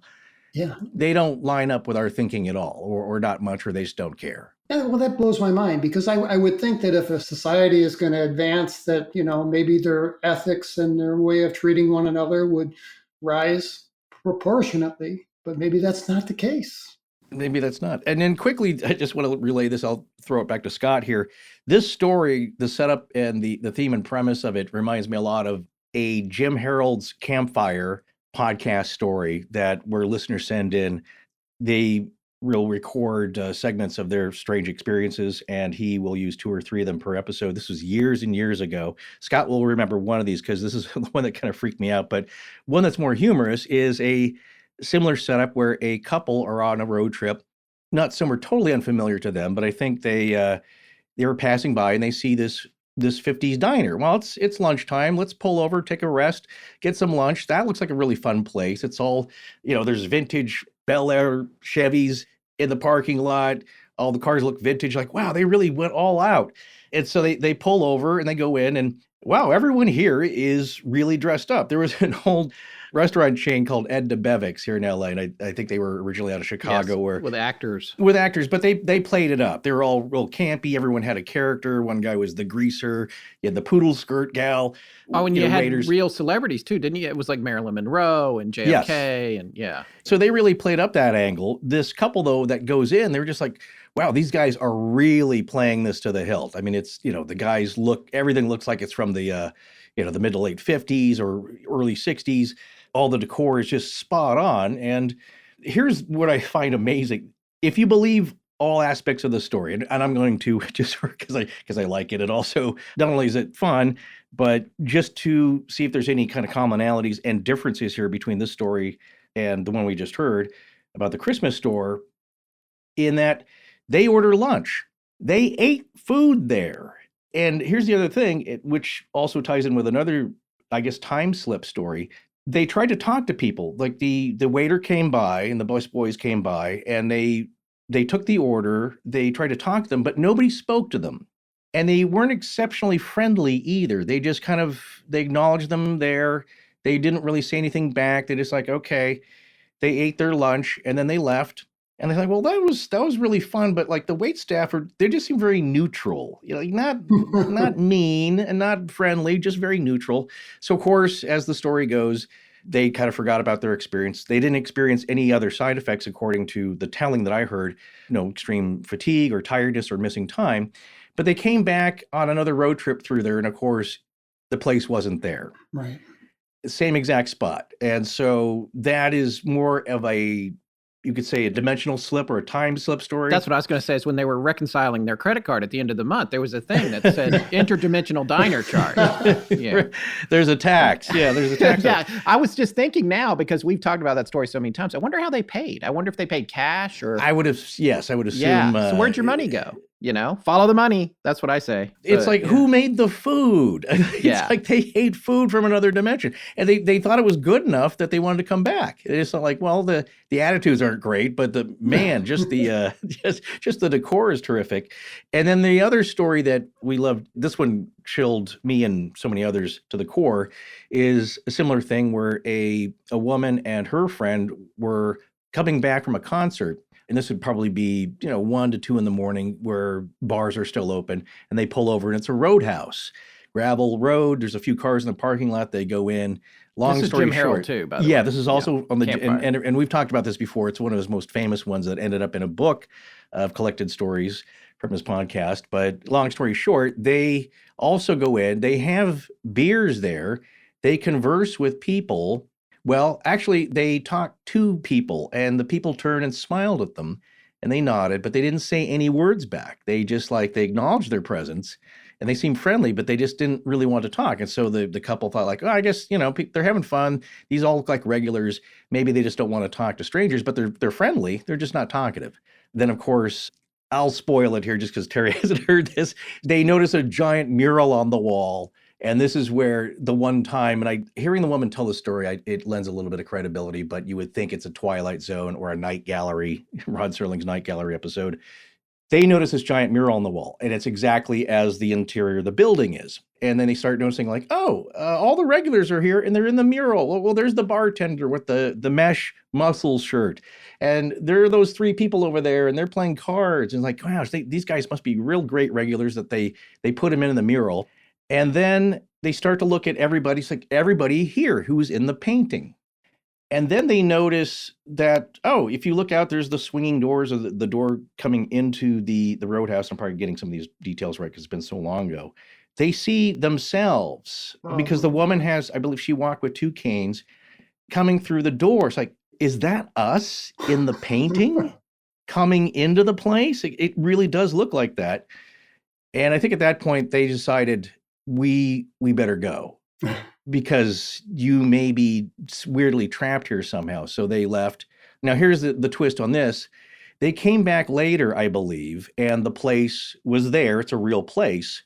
But asking around, the bartender they asked about, oh, yeah, that I don't know. That guy doesn't work here anymore. Or if he did, it's years ago. We don't know who that is.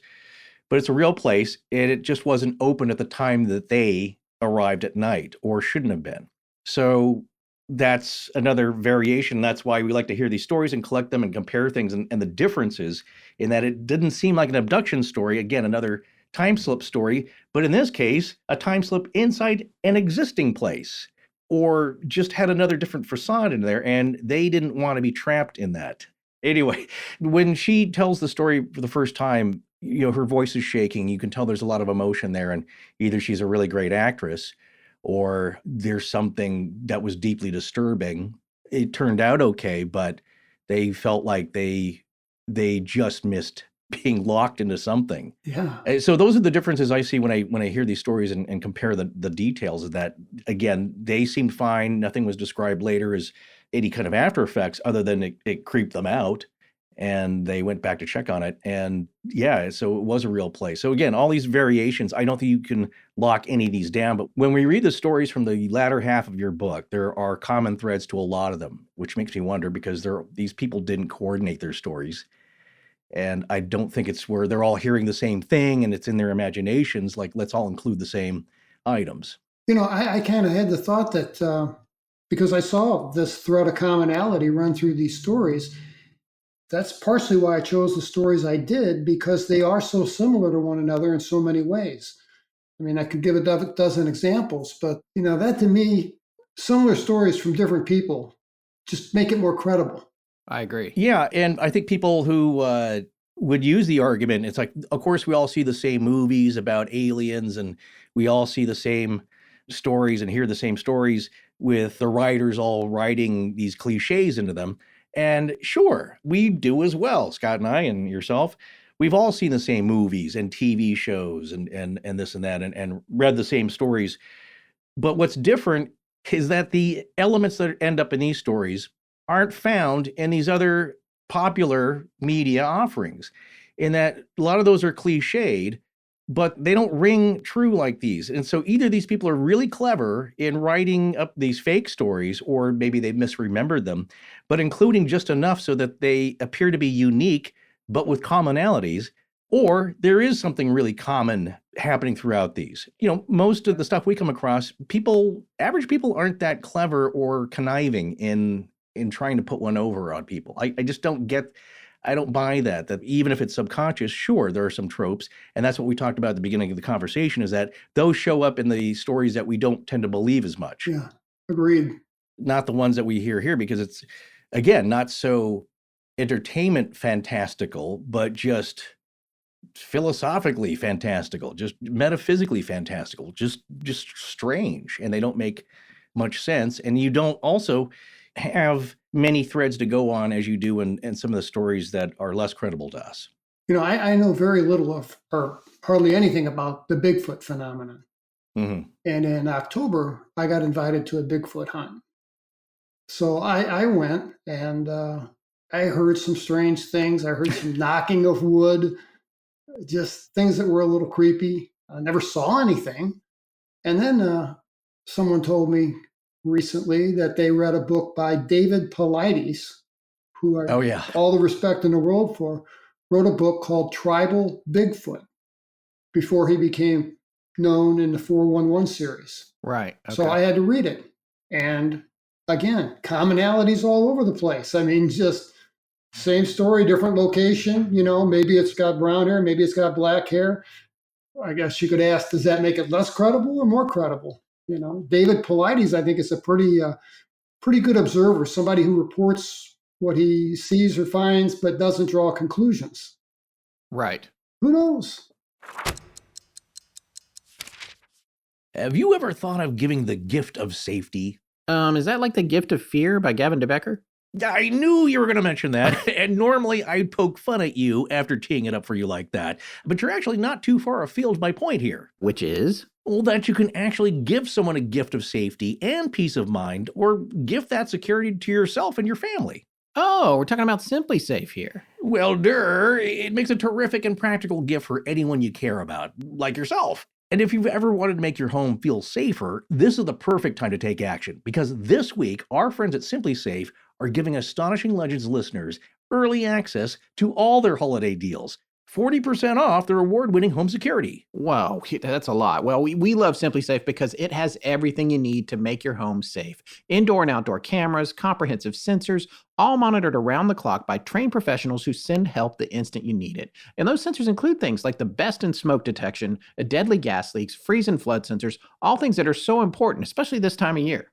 Boy, you said it, and all controllable from your phone. And I like the fact that I could set it up myself in about an hour. But if you don't want to, Simply Safe can help you with that, and you can also easily customize a system for your home online in minutes, and even get free custom recommendations from Simply Safe. But you should jump on this immediately, folks, because these are Simply Safe's biggest discounts of the year. You can get a complete home security system starting at just over $100. There are no long-term contracts or commitments. It's a really easy way to start feeling a bit more peace of mind. Take advantage of Simply Safe's holiday deals and get 40% off your new home security system by visiting simplysafe.com/AL. Again, that's simplysafe.com/AL for 40% off your entire system. All right, here's my annual question. How are you doing on your holiday shopping? Actually, you'll be surprised. I've already ordered a few things for people, and this year, I'm actually slightly ahead. Well, for myself anyway. See, I knew it. This was a very important gift for myself. I finally upgraded the mattress in my childhood bedroom at my parents' house to a purple mattress. Oh my goodness. I just can't picture you sleeping in your childhood bedroom, honestly. Nor should you, my dear friend, because, yeah, I know it's weird all around. But I'm really excited to go home to visit for the holidays and finally get some quality sleep. Except this mattress isn't 1970s technology. I just leaped into the future with purple. Well, you certainly did, because only Purple mattresses have the GelFlex grid, which is made of their ultra squishy, super stretchy material, which gently adapts to the body's curves and pressure points, while providing amazing support for your neck, shoulders, and hips, no matter how you sleep. The old mattress in my bedroom was just hard and flat, and yeah, we tried putting a topper on it, but that memory foam just makes you feel like you're sinking into it, and it's making a mold of your body. It's just not as responsive as you move and shift, and also, unlike memory foam, the Purple GelFlex grid doesn't retain heat. Do your Cowboys and Indians sheets still fit it? Boy, I wish I still had those. Well, we love our Purple mattress because my wife and I find it works well with our individual sleeping styles, and we thought our visitors would love it too, so we got one for the guest bedroom. Oh, your guests are going to sleep so well, they'll want to extend their stay. Good point. You don't have to stay in Scott's guest room to try out a Purple mattress, because you can try out one yourself, risk-free, with free shipping and free returns. And financing is available too. Look, folks, getting a great night's sleep starts with having a great mattress. Get a Purple mattress. Go to purple.com/AL10 and use code AL10. For a limited time, you can get 10% off any order of $200 or more. That's purple.com/AL10. Code AL10 for 10% off any order of $200 or more. Purple.com/AL10. Promo code AL10. Terms apply. Hello, I'm Mike from the Neatcast podcast, and this is Astonishing Legends. Let's get back to the show. Well, we'd like to do the pig roast interrupted story. We could hear you share that with our listeners. That's another one of those really good ones, and it has a lot of things in common with things we've just been talking about. So, This is a story that's kind of near and dear to my heart because it's from someone in Texas. I did change the city and some names at his request, but I also had a chance to verify some facts that he gave me, and I believe his story. And this is a great illustration of what I call the band breaks up. yes. Let me just dive right into this. It's called Pig Roast Interrupted, and it's from Garrett, Midland, Texas. Dear Terry, I had some really strange stuff happen to me as a kid too, but the story I want to share with you was from when I was in my mid-20s. I had a life-changing event just like you and your friend. I lived in a big house in Midland at the time with my ex and our daughter. Midland is a decent-sized little town in Texas. I'd been a firefighter there since I returned home from military service. I prefer to just go by Garrett. I retired in 2016. When I was 27, a bunch of us guys at the firehouse all bought AR-15s and ranch rifles. We were planning a big hunt for wild hogs. We had all served in the military and were decent shots. The 5 of us, Jeff, Tom, Billy, Melvin, and I, all hung out together and usually took an annual fishing trip. This would be something very different. Jeff's family owned a hunting camp with a trailer on 50 acres that would sleep the 5 of us comfortably. His family went down once or twice a year for a getaway or to go hunt. Game was plentiful. His place was just a couple hours away, so we could all go in my F-250 pickup. Hogs were a nuisance there since they're the top predator. Our plan was to shoot a couple hogs and have a pig roast there. We'd all get away from the firehouse for a long weekend, have some fun, hopefully take home some meat to our family and friends. It was supposed to be just a fun weekend, get away from work. We planned this trip like you and your friend planned your trip to Devil's Den. We were methodical. We were first responders too.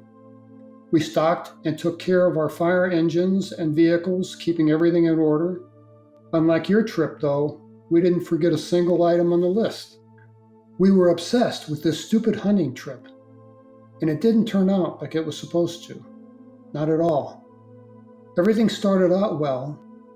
Then on the day we were supposed to go, Tom backed out at the last minute. He said he didn't feel well. It must have been sudden because he was fine the previous day. We chalked it up to a fight with his wife over the trip. His marriage was rocky at the time. The remaining 4 of us made the ride down and got settled in. We had fun the first night. We got there late, so the next day would be the start of the hunt. We're not a bunch of drunks, and we sure don't do drugs because we're subject to random drug tests. This isn't like a bunch of novices out in the woods getting spooked at night over nothing. We're all seasoned outdoorsmen. I know this is hard to believe. If it hadn't happened to me, I doubt that I'd believe it. I never believed in any of this stuff. I always thought it was comic book stuff. Jeff killed a hog that first day. The rest of us got nothing.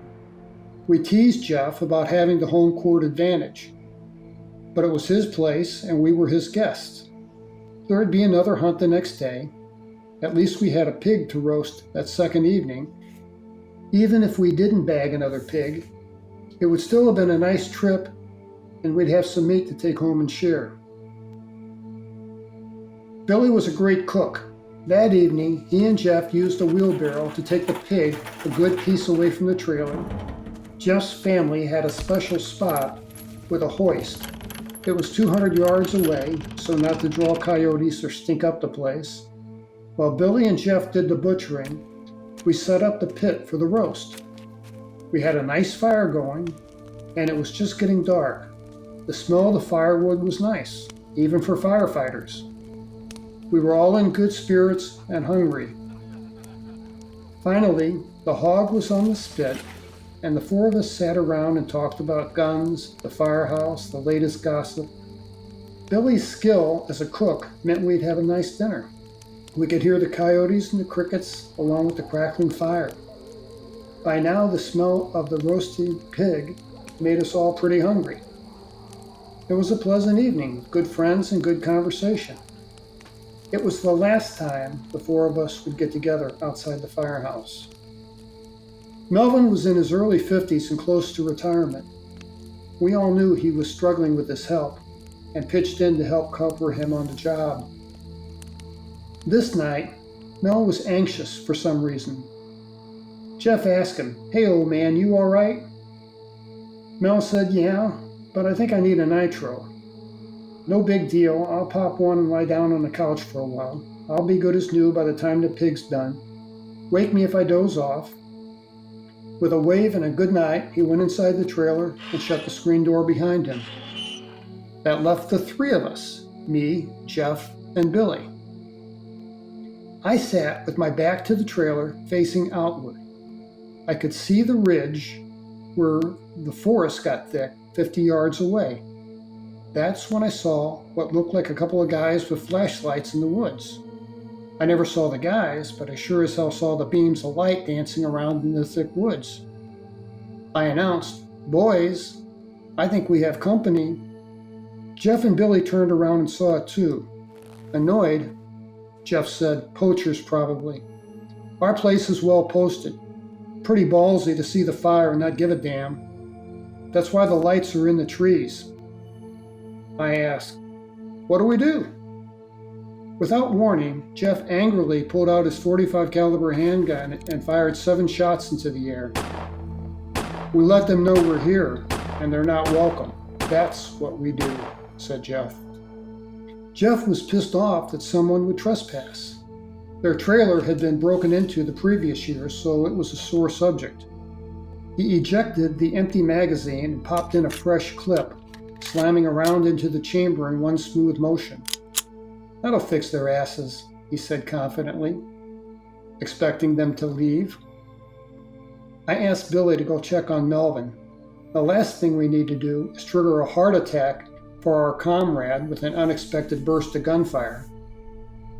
Jeff and I continued to watch the lights as Billy went through the front door. This is where things got weird. We were surprised that, despite the warning shots, the lights were brighter and more active than ever. Jeff was livid. He wanted a confrontation. But I warned him, we don't know who we're dealing with here. Let's be careful and think this through. He nodded in agreement. Just then, Billy burst out of the trailer in a panic. "Melvin's gone," he declared urgently. I said, "What the hell do you mean he's gone? He's in the trailer and the back door is blocked. Maybe he snuck out to take a piss. Let's find him." The trailer had no plumbing. I wasn't too afraid at this point. Oddly, Jeff didn't notice all our urgent raised voices. He was still fixated on the lights in the trees. He picked up his rifle and walked almost 50 yards into the field toward the tree line. I yelled, "Hey Jeff, we lost Melvin. Give us a hand." He had to have heard me, but he didn't respond or even turn around. Billy ran down to check the truck, and I walked toward the outhouse. We were both calling out for Melvin as we went. That's when the fright set in, at least for me. It's difficult to describe, but after a few years of firefighting, you learn to trust your gut. That nose for danger saved my life more than a few times fighting fires. Trust your senses and listen, I whispered under my breath. I had those goosebumps and I felt my heart racing.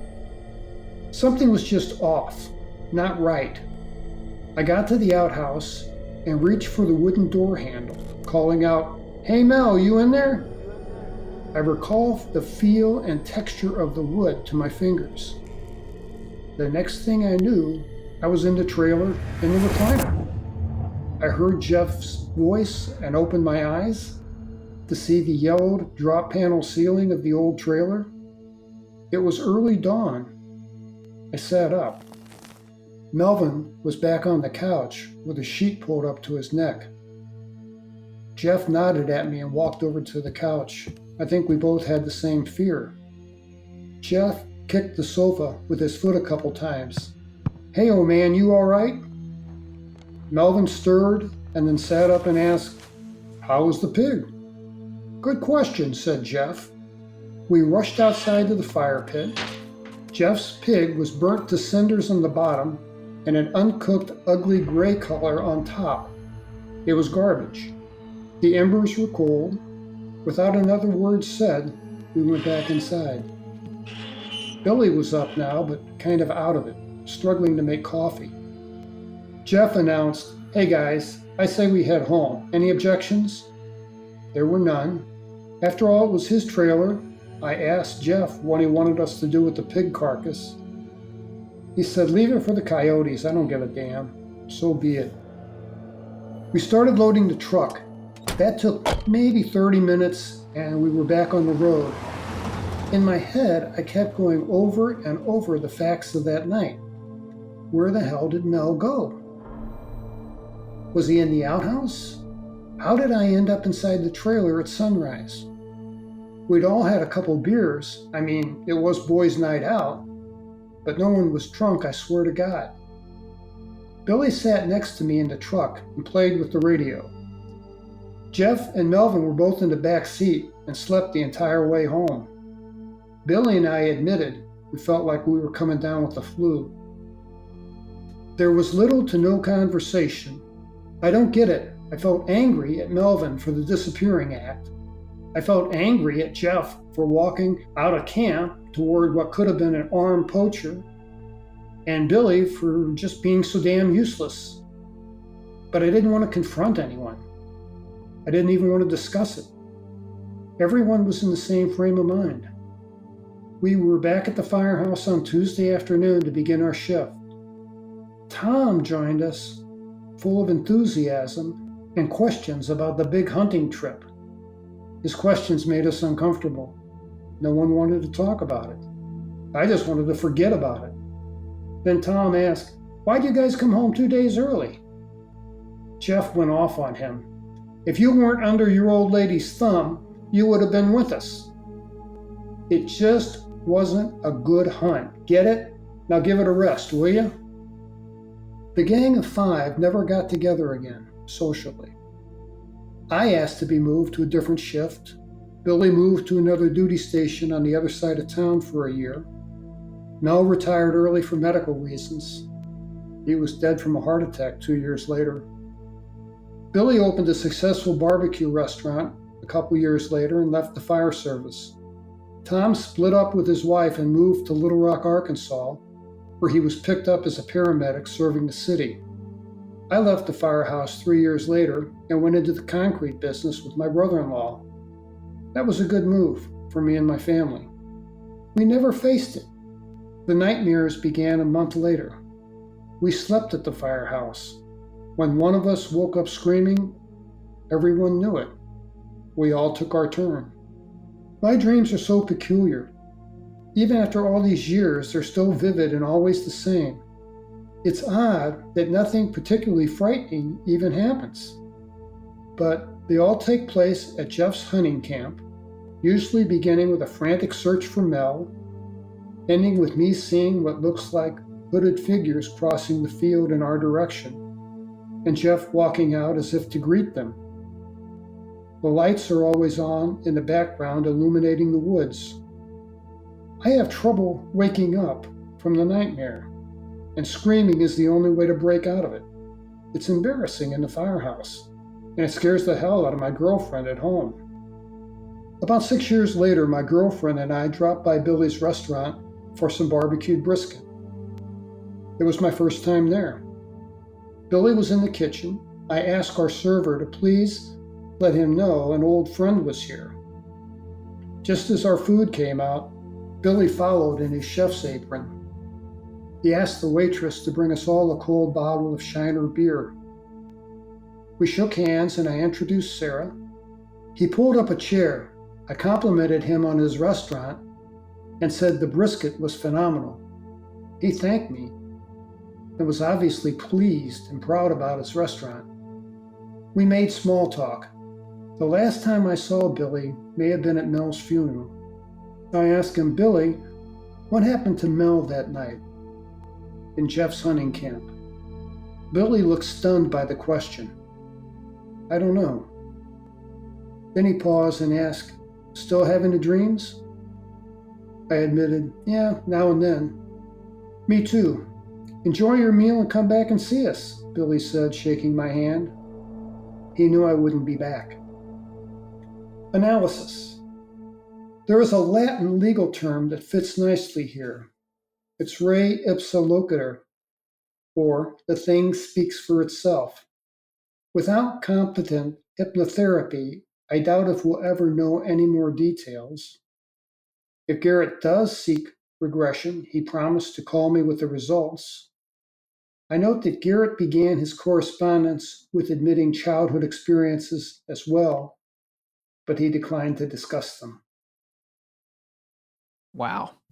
And like you said, and the band breaks up, that's the fascinating thing. It's like the trauma, you can hide the trauma from your conscious mind, but not your subconscious mind. People's reactions get in there no matter what they do with the memories. When I was writing this, I remembered reading years ago Ray Fowler's book on the Allagash Four. They went there, two twins, the Weiner brothers, and a guy named Rack, and I forget the fourth. But all good friends, hung out together, fished, did stuff together. After their abduction experience from a canoe on some lake in Maine, they all went in different directions. Yeah. And here's another case with this story that is similar to the Christmas store. When the story was told, there was no mention of hooded figures, but those are in the dream. Correct. Yeah. So that's interesting. These components. I mean, these people don't know each other that are sending you these stories. They have the story itself, and then they have these dreams that have details that weren't in the story. And they're always so apologetic. I think that's one of the things that makes the story genuine is when they're so apologetic, like, you're going to think I'm crazy. Please don't think I'm nuts. They keep doing that because they feel they need to, because they know that their story is outrageous. Right. Yeah. Have you ever tried going under hypnotic regression? Yeah, it's odd you ask about regression. We may have talked about this. I used to anyway. I use earbuds now but I used to sleep with my iPhone that's shielded, to keep my heart safe, and earbuds with a wire. And I'd listen to hypnotic tapes, meditative apps on my phone, I should say. And I've been doing that for years. I mean, back in Sony Walkman days, I'd wear a pair of earphones to bed at night because it blocks out the ambient noise. I can sleep. It just helps me. And I had an incident on April 16th of 2019. The story is in The Reckoning. And what happened was I woke up out of breath and I felt like I was having some type of cardiac event. And I've had cardiac problems in the past. And I told my wife, I said, I think you ought to call EMS just to be safe. And I didn't have chest pain, but I was having trouble getting enough oxygen. And I woke up at 5:55, which is interesting. Make a long story short, I went to the hospital. They took me to the hospital. I know the drill. It's three things. It's an EKG, a chest x-ray, and cardiac enzymes. Boom, boom, boom. Everything's normal.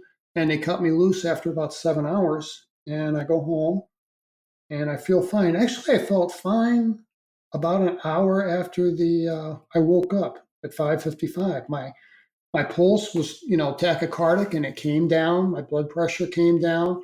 I finally was able to get enough oxygen. I went home, and after dinner that evening, I felt absolutely normal. So I told my wife, I'm going to do my usual routine. I'm going to go walk a mile and be home. So I pulled my iPhone out of my pocket because I always check my steps. That's how I check my activity during the day. And I was expecting to see 30 steps or something because I'd been in the hospital all day. Well, what I did see was I saw on my cell phone app that at 5:23 a.m. and 5:24 a.m. I was 60 feet above my house. Am I covering territory we've already talked about?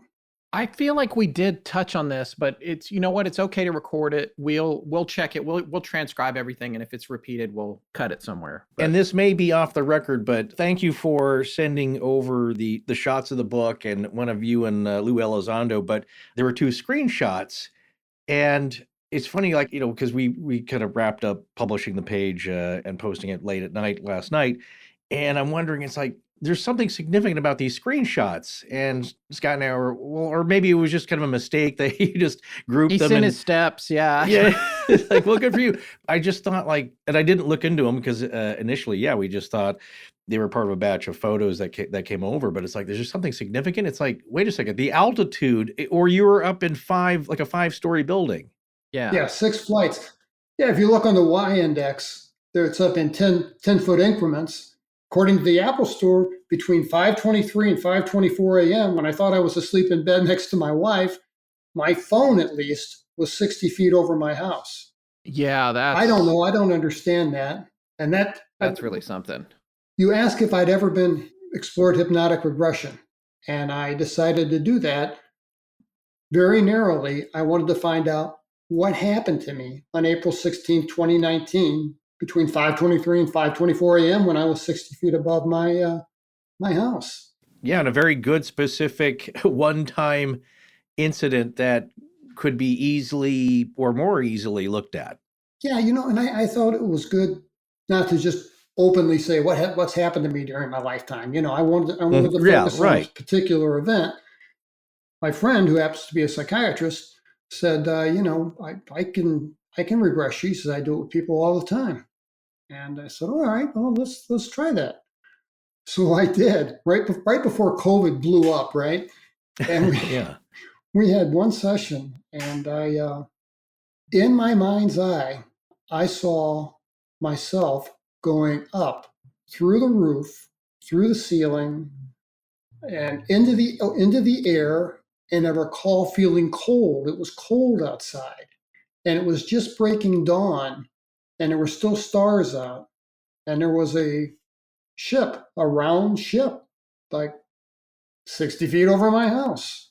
And that's what I saw in my mind's eye. And I screamed, and he took my blood pressure because he's an MD, and he said, we're going to stop here. And I've not explored it any further because it was disturbing. Although I did decide to become a certified hypnotherapist.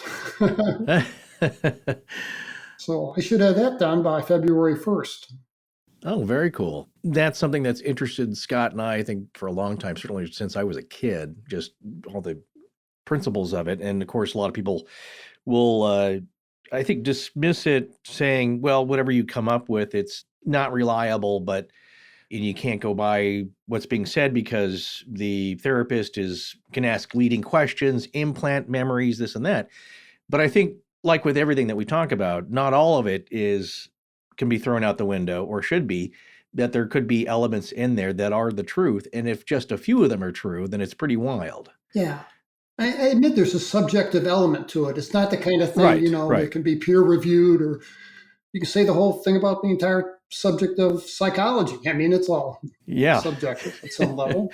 Scott and I just talked about in our series on The Exorcist, and that you can't really yet look inside someone's head to see what's really going on. You can see symptoms of it. You can examine the behavior of somebody and make a diagnosis then, but you can only really, with pharmaceuticals, play around till you get a mix that seems to quell whatever's going on. You can't really, the mental illness or mental affectations are just so mysterious to us still that, it's like in one of the stories here that we're going to hear about, a psychiatrist or psychologist is simply just guessing based on a half an hour of discussion. Yeah.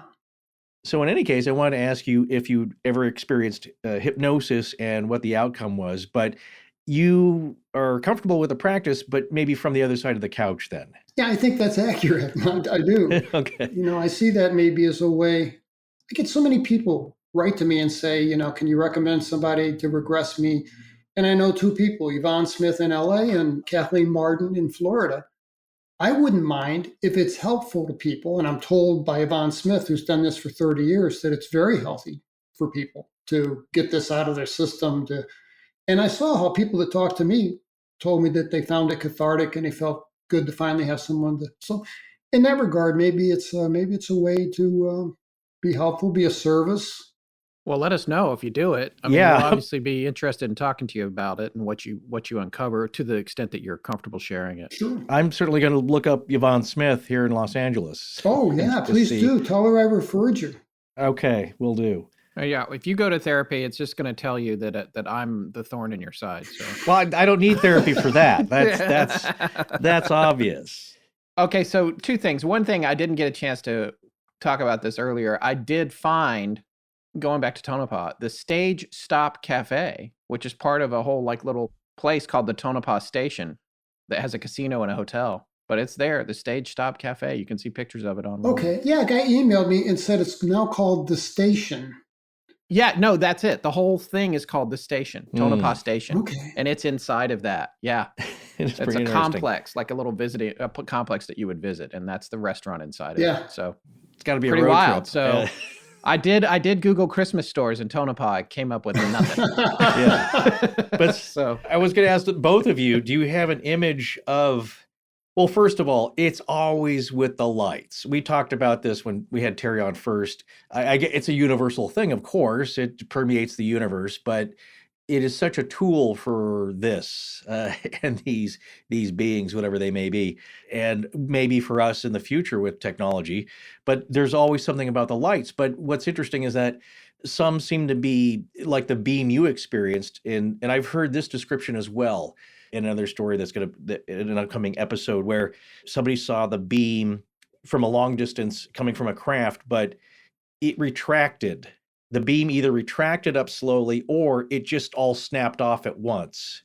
Yeah. Unlike a natural flashlight, there's control over that type of beam. But I was going to say, just getting back to the Christmas story, I was going to ask you two. What I picture here is if you've ever been to the inside of a Cracker Barrel restaurant with their Christmas display, that is just like overwhelming. There's just things, I don't know, that just triggered me in a way that it's a rustic outside. Yeah, the big long porch all along the front of the building. Yeah.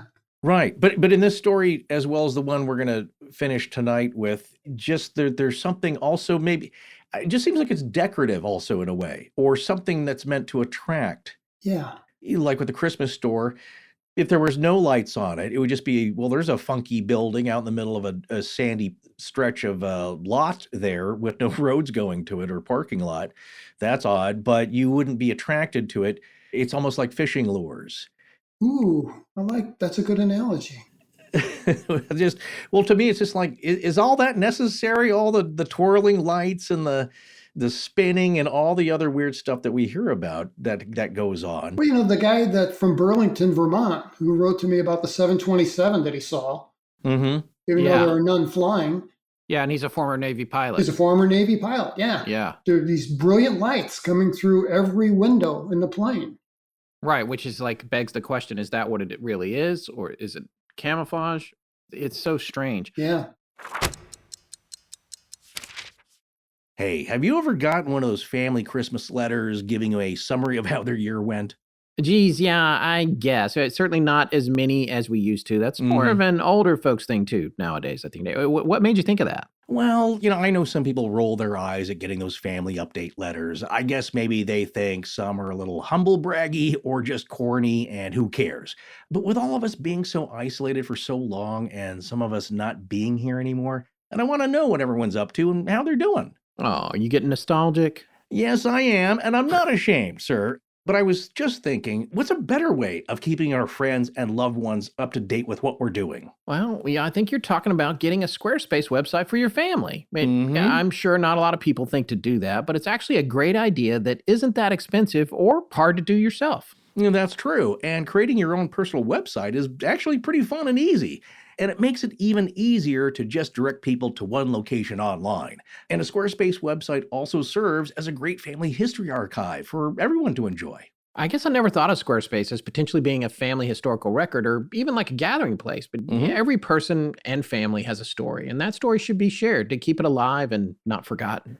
Yeah, our family history is fading with the memories of our elders, and it's a shame. But with Squarespace, you can use it like a digital scrapbook that everyone can share because you can put almost anything up there. Photos, videos, documents, maps. It's like your own ancestry website. It just gives me the warm fuzzies thinking about it. And it's super easy to post video or audio, really any bits of media, because it's a Squarespace site.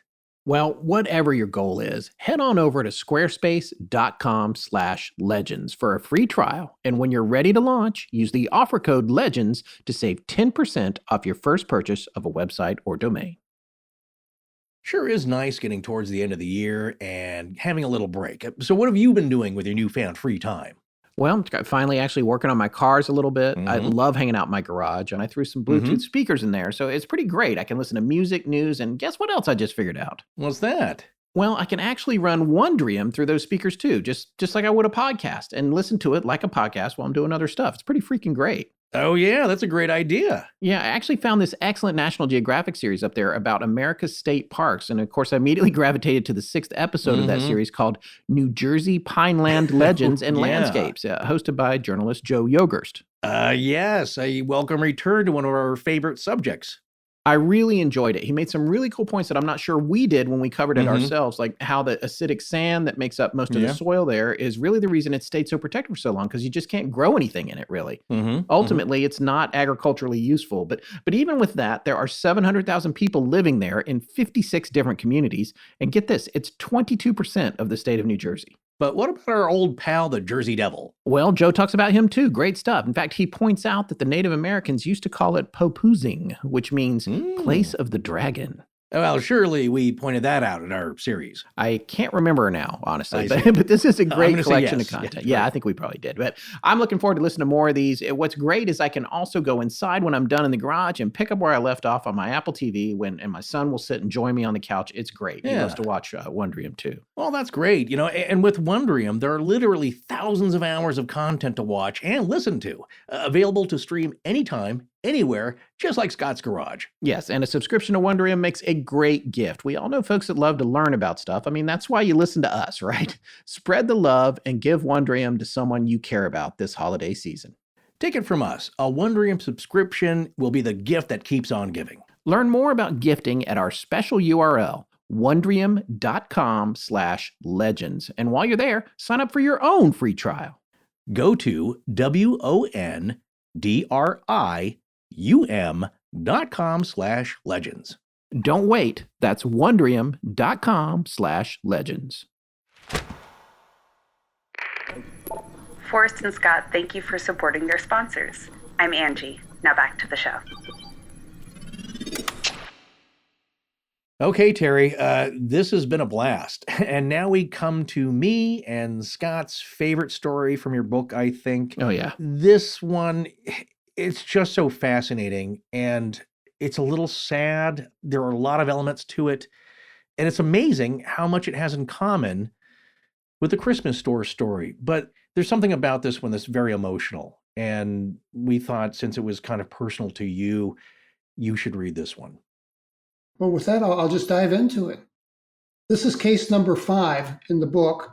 It's titled The Carnival Ride. I'm referring to this lady as Julia, per her request. She's from Lake St. Charles, Louisiana. And I'll begin. Julia's story is a bit unusual. That is why I chose to present it mostly as a narrative.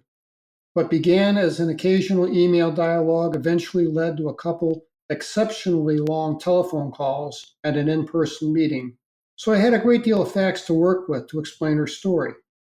Julia's life is the best documented and most compelling story I've received to date. and I hope you agree.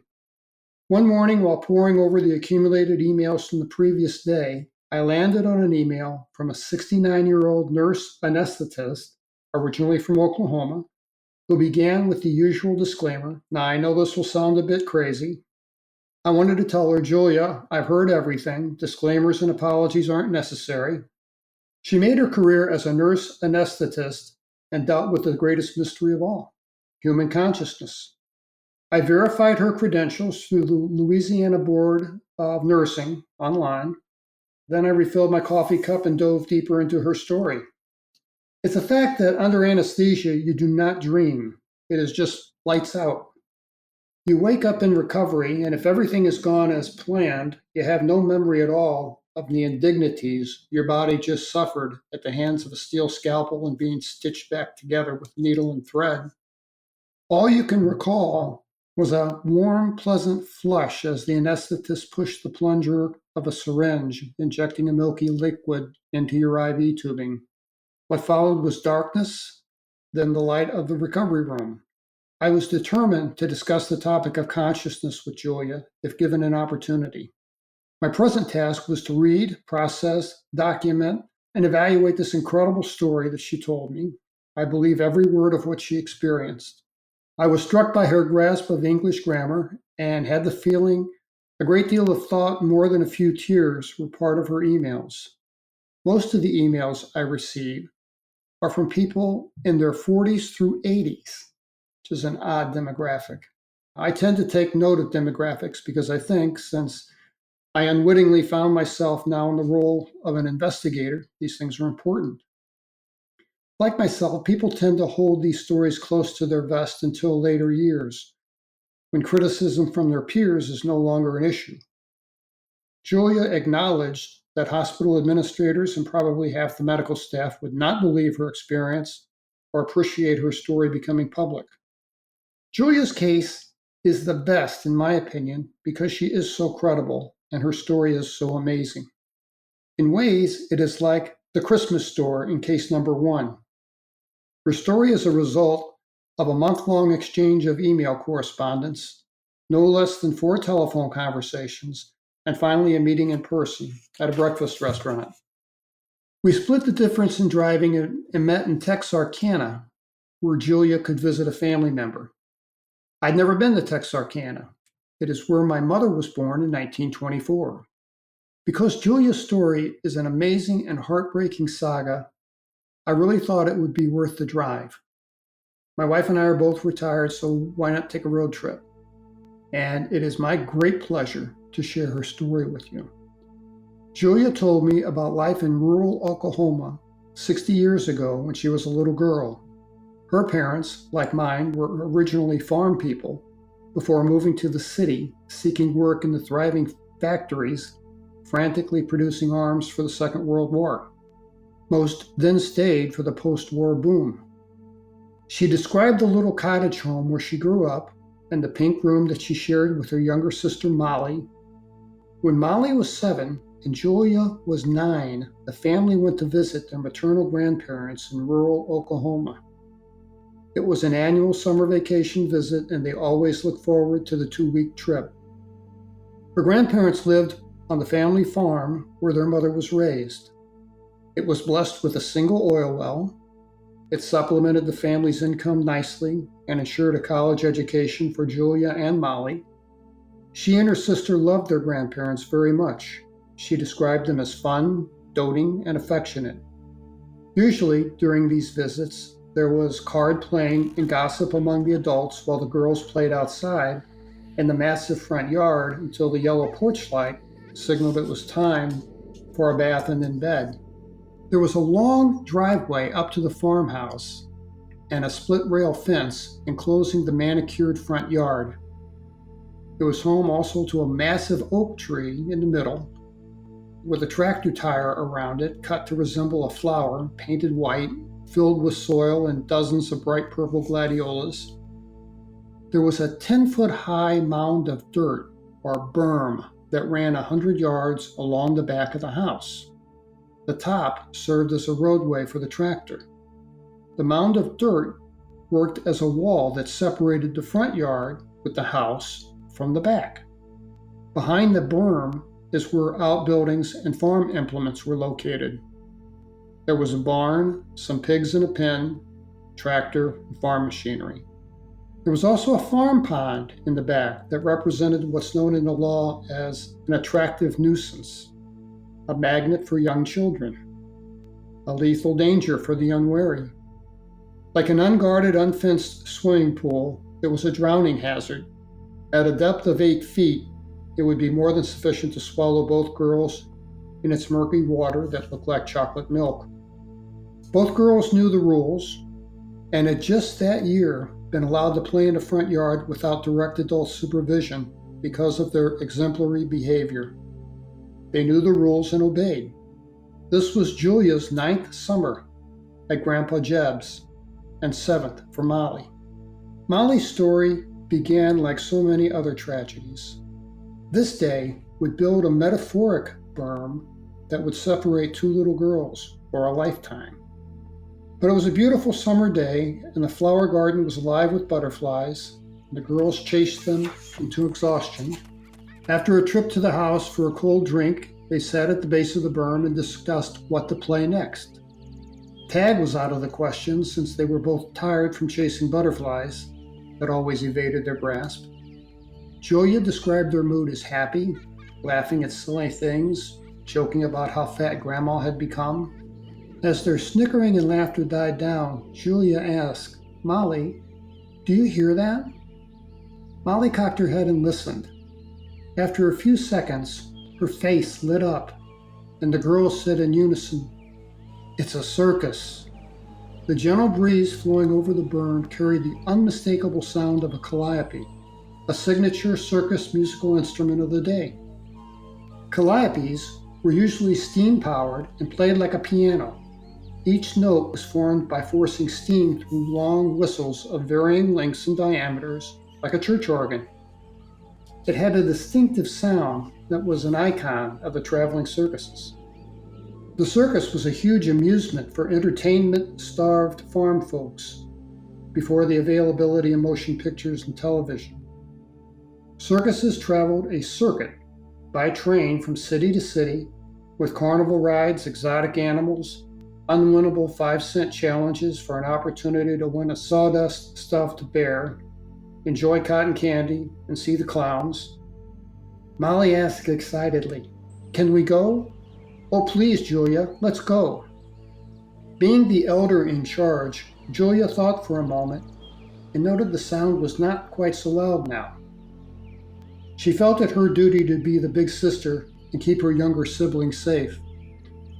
"No," Julia said. "They're on a train or just passing through. I think we'd better ask Grandpa first. We can't go behind the house. You know the rules, Molly." But Molly pleaded. With a well-crafted argument, Molly quickly sought a loophole in the rule that would make any lawyer proud. Molly suggested, "Well, Julia, we can't go over the berm, but we could stand on top of it and see if there really is a circus first. Then we can run get Grandpa."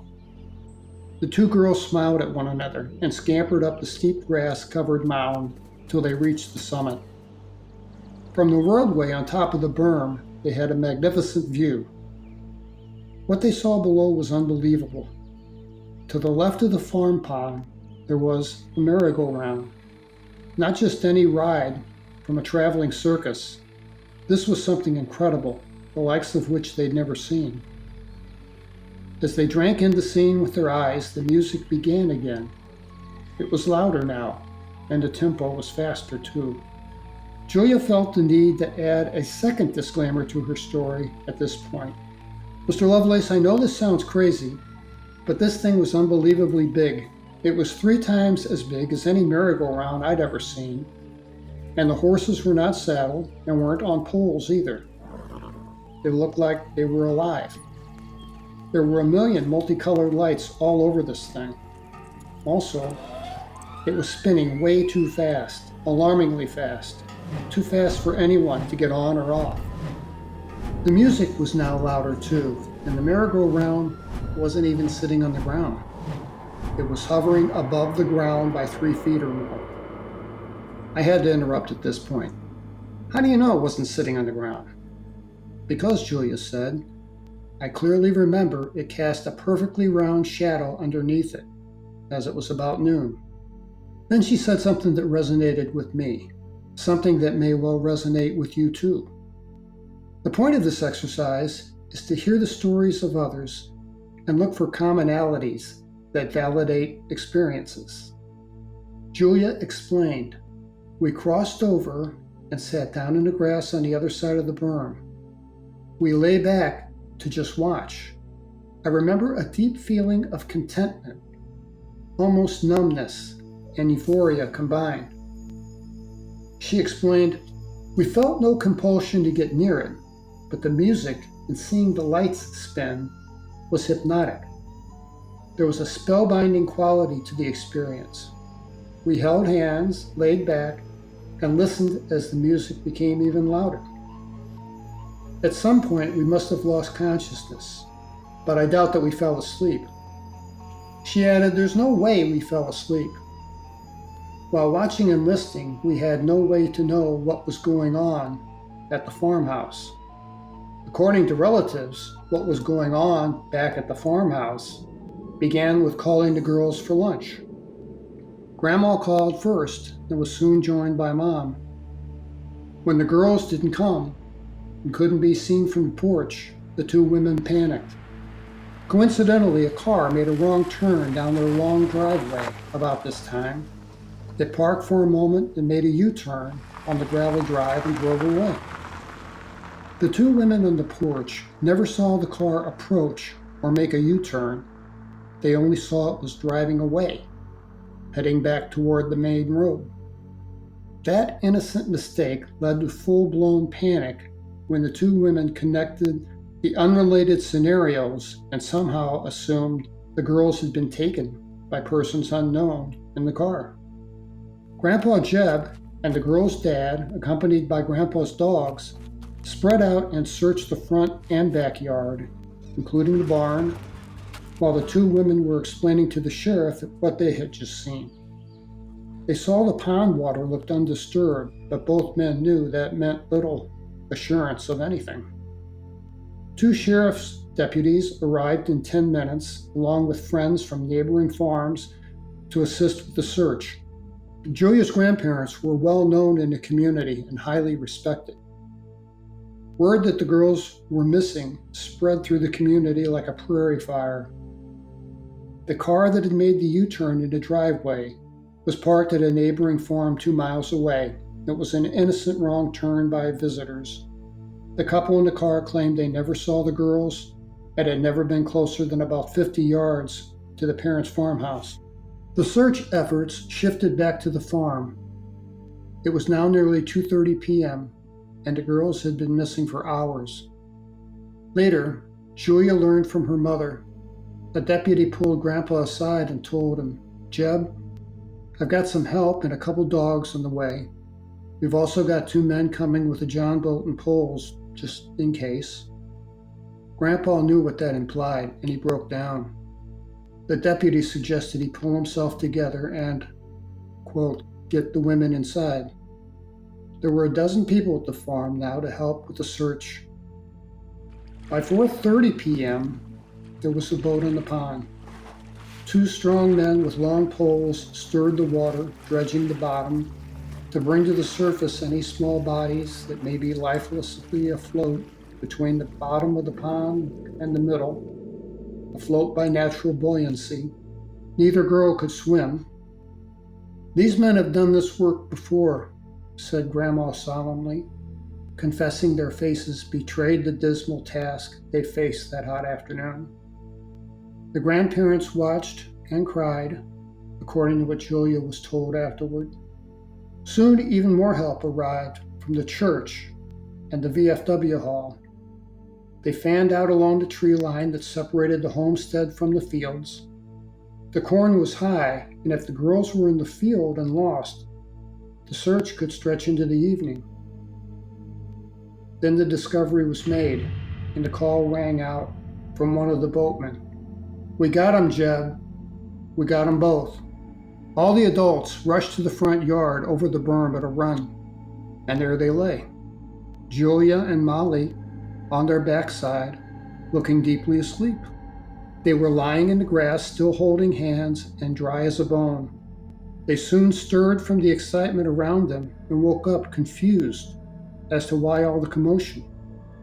Julia explained. Later, they told me that one of the men in the boat was looking in our direction and claimed he did not see us.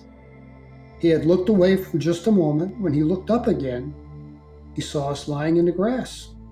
According to him, we were just suddenly there. According to her mother, the boatman told Grandpa Jeb they wasn't there one minute, and the next minute they was there on the grass. No one can understand it, he said. But no one gave a damn neither. It was now 5 o'clock p.m., and the girls had been missing for 4 hours at a minimum. Neither had the slightest memory of anything that may have happened to them during the hours they were missing. Julia said, "It's a blank slate." Their belief was that they simply fell asleep. Initially, Julia and Molly both felt that they had just fallen asleep and now faced a spanking for crossing the berm. The girls were shocked when they received an outpouring of loving kindness, along with a stern warning from Grandma. "Don't you girls ever scare Grandma like this again, or I'll whip the tar out of both of you." Julia said something else that hit home with me. She said that, except for a couple rare exceptions, the family never spoke about the incident afterward, ever. Also, from that day forward, they were different little girls, according to Julia. Their relationship was different, in ways Julia could not articulate in a phone call. She said it was a turning point in their lives, and she and Molly, while they always loved one another as sisters, were never as close, never playmates again, except on rare occasions. No more chasing butterflies. Their parents noted a marked change in the girls' behavior. They were both more serious and less playful than before this all happened. Historically, Julia had marginal grades in math since second grade. She played softball, was a tomboy, preferring to play outside rather than do her homework. Her grammar skills were acceptable, as were history and other subjects, but math had plagued her young academic life since first grade. It baffled her when it unexpectedly improved. When the school year began again in late August, Julia grudgingly pulled out her basic arithmetic book and found she understood the concept of fractions almost effortlessly. She excelled now in all subjects and did her homework without coercion. Her parents told Julia she was like a little adult. She enjoyed their praise and said she felt like a grown-up. Molly, on the other hand, was sullen and withdrawn. It was an abrupt change from her usual carefree and outgoing personality. She demanded a room of her own, and when the facts were explained that the house simply didn't have a third bedroom, she became uncharacteristically resentful. According to Julia, Molly lost her laugh. She was never the same either. For some reason I do not understand, I grew uncomfortable around Molly, my own sister, and couldn't wrap my head around it. It was like we became strangers almost. Well, sure, we loved each other on a familial level and even shared some secrets occasionally, but things were different between us. Molly had problems in school and could be brooding and withdrawn. I just don't get it. We could never talk about what happened at Grandpa Jeb's that summer. Almost never. For some reason, both of us considered it off limits. Julia skipped her adolescent years. She said Molly married young and had a family right away. Julia's grades took her to university where she excelled in nursing school. Her math skills secured her a place in a nurse anesthetist program, and she had a fulfilling and lucrative career in medicine. Her only regret? While proud to be a registered nurse, she wished she'd gone to medical school instead. She admits she underestimated her abilities. In her third email to me, Julia explained that 5 years earlier, Molly had been diagnosed with terminal breast cancer. Separated by some distance, Julia took time off from work using the Family Medical Leave Act to spend time with Molly toward the end. Molly moved from Kentucky to Louisiana to be closer to Julia as she entered hospice care. Molly was estranged from her children and the 3 men who'd fathered her children. Julia said she was by her bedside, providing loving support and palliative care, offering generous pain medication to ensure her comfort. Molly mostly refused the pain medication, and the 2 of them typically sat in uncomfortable silence. Julia felt conflicted. Molly didn't want to die alone, but she didn't want to engage her sister either. Julia said it was clear she was going to pass soon. I held her hand. I think it was the first time I'd held her hand like that since we were at the farm. She was lucid and still refused morphine. I felt the time was right to ask, so I pulled myself together and I asked her, Molly, would you like to talk about what happened that day at Grandpa and Grandma's house? Sadly, Julia said. Molly turned her face toward the wall and withdrew her hand. She held clenched fist under her chin and angrily said no. She passed a few hours later. I asked Julia to please tell me about her dreams and tell me what she thinks really happened that afternoon at the farmhouse. She promised she would give it some thought and compose something. I asked her permission to share her story. She agreed so long as I did not disclose her identity. I kept my promise. The following is the correspondence Julia drafted that explains what she thinks happened after years of nightmares and assorted phobias. It's a compelling story, and I'll present it in her own words without commentary. In an emotional final email, Julia explained the backstory that draws some conclusions. Dear Terry, I've been thinking about your questions and how to tell this story in a way that will make sense for your readers. I'll start with the nightmares. Molly had them too, but wouldn't talk about them until one day when we were in our 30s, when I told her about 2 recurring dreams that were making me crazy. This was 25 years after they took us. I don't have a contemporary memory of the events. I have no clear memories that didn't originate in nightmares. I told Molly I dreamt we were kids again, back at Grandpa Jeb's. I remember looking at the carousel and feeling trance-like. I was on autopilot. They took us.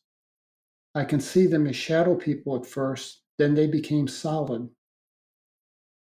They took our clothes off, and a thing that looked like a white computer monitor came down from the ceiling and spun around me. It was like having a CAT scan. The experience had a clinical feel. There were 6-foot-tall beings, and the little ones they call grays. The taller ones were in control. I kept hearing a voice in my head, telepathically, I guess. It told me, don't be afraid, we won't hurt you. I think the voice was female, but it's hard to say. In the second dream, I was lying on a table and they stuck a stainless steel probe of some kind up my nose. It hurt like the dickens, and I heard an audible crack. This was in a dream, so I never felt the pain. I just remembered or imagined it.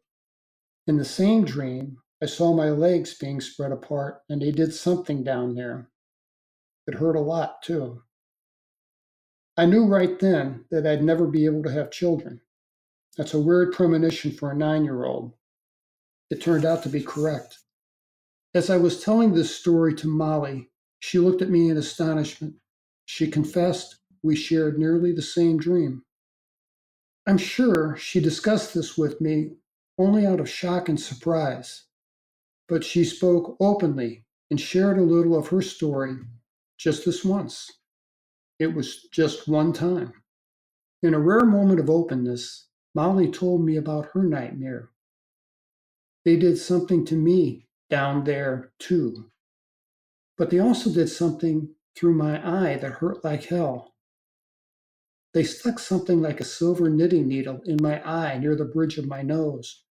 I screamed, "No, it's too big." It hurt so much I thought I'd lose my mind. Maybe I did, Julia. Maybe I did way back then. They took something else from me, too. I know they took my virginity. They took away my innocence. I was just a child. We were children then. We both cried. It was the only time we laid bare our souls to each other in 50 years. I wish I could explain the guilt I felt afterward. What should have been a shared moment of discovery turned sour. I had a bout of depression afterward, and Molly broke off contact for a while. I still take prescription antidepressants. Molly was diagnosed in her early 20s as having bipolar disorder and impulse control issues. She had a string of failed marriages, and the dads got custody of her 3 children. I never had a chance to get to know them. Molly would never let me into her life. Our parents only saw the kids a few times. Molly's life was one of excess in everything, including pain medication after a questionable back injury and a workers' compensation claim.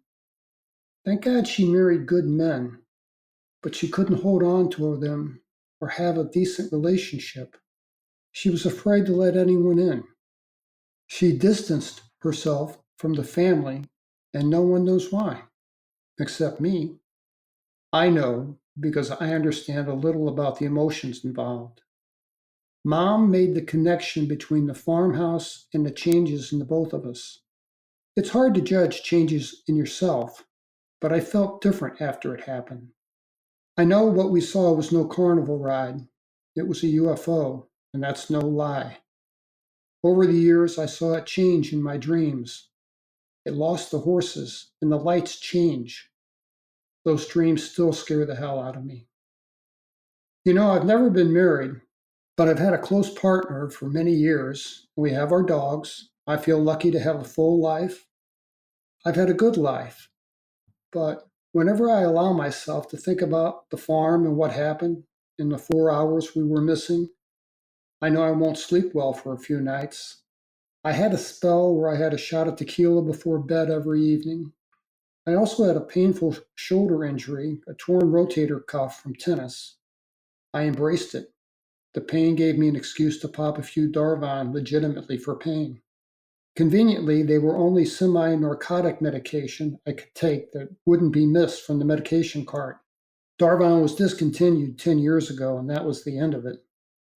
I admit I stole a fentanyl patch once or twice at the expense of patients in pain, substituting a used patch for the one I could take home. But they checked the serial numbers, so I was fortunate to get away with it. I regret the pain those poor patients endured so I could get high and have a good night's rest. Suffice to say, in a few years, I was spiraling out of control. I'd missed some work, and my supervising doc had a talk with me.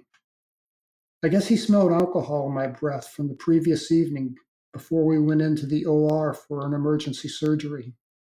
Even with our mask on, I'm pretty sure I slurred my speech too. He could have thrown me out of the OR, but at the time there was no one else on such short notice. This was a small community hospital with one anesthetist, me, and a single resident at the time. The patient had a good outcome. I was the on-call anesthetist, but it was rare in our little community that anything happened. It was an irresponsible thing to do. My chief gave me an ultimatum: talk to someone and get it together, or I'd lose my job. That was a wake-up call. We had a program for medical staff that allowed us to seek help through a third-party referral service at no cost, and it was confidential. I made an appointment to see a counselor. I was blessed that my partner was supportive without being enabling. I saw this counselor about a dozen times, and it was helpful. At least I thought so, to a point anyway. We discussed what happened at the farm. I spoke candidly. He did not appear surprised when I told him about the traumatic event in my life when I was 9. I shared the nightmares too, and told him Molly admitted to having the same dreams. He knew my gender orientation was toward the same sex. I don't make that a secret. I understand science and I use it every day, but the interpretation of psychological test results that can see into a person's psyche seems subjective to me. When I asked him if these tests were valid, he was quick to point out that they've been recognized as valid for 50 years. He claimed answers to a series of yes or no questions can reveal very much about a person. But how does he know if the patient's answers are even truthful? How is it possible to see 3 different psychiatrists and get 3 different diagnoses? During our last session, he told me I needed to accept the most likely explanation. I asked him to please explain. He commented arrogantly, Occam's razor. I still didn't understand.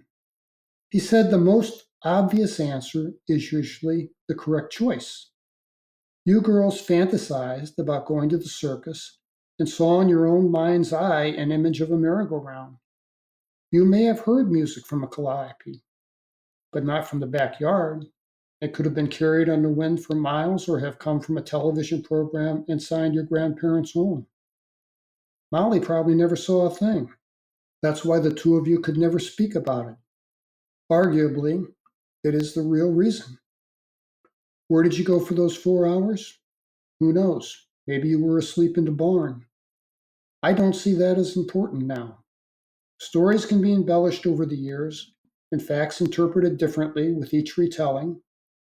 Indignantly, I ask, do you think I'm making this up? For what reason? No, he said, I don't believe you intended to deceive anyone. Then he shocked me to the core. I think it's possible the story has changed over the years. Then he paused for a long moment and asked, isn't it possible, Julia, that you took Molly's virginity that day? I had trouble putting those words together. I exploded. You son of a b****, go to hell. That was the last counseling session I had with him. He considered it a breakthrough. I thought it was crap. He obviously wasn't listening. But he cleared me to return to work. Then the nightmares returned with a vengeance. That confirmed he was full of something paranormal happened to me and Molly, and I will never believe anything else. Mr. Lovelace, this is going to sound crazy again, but I'm just going to say it. You know, I want to put it out there for your opinion, and for other people too. I think we were kidnapped by aliens, what you called an abduction in your book. They took us and did God knows what to us, but it changed us. It has taken me a lifetime, but I'm okay with it now. Molly's gone. I don't know how much time I have left.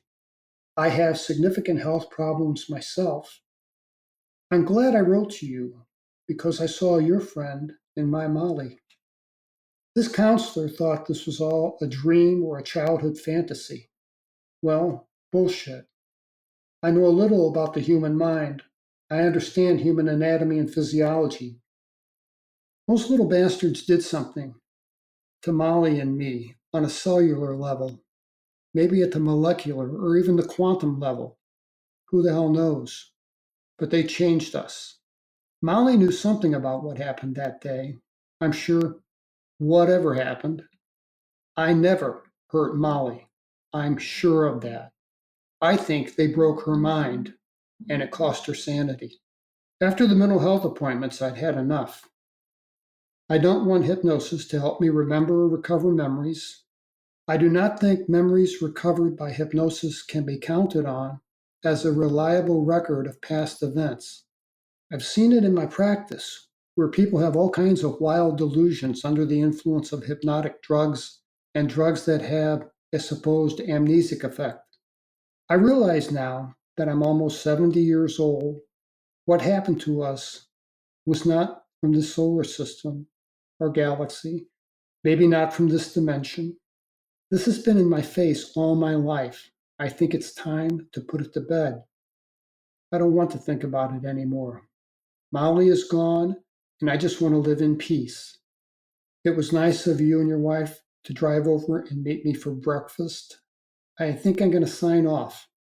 The more I talk about this, the harder it gets and the more anxiety I have. I think I'll try to enjoy semi retirement, maybe work a day or two. We want to travel and see some of the country. I want to forget about this stuff for now.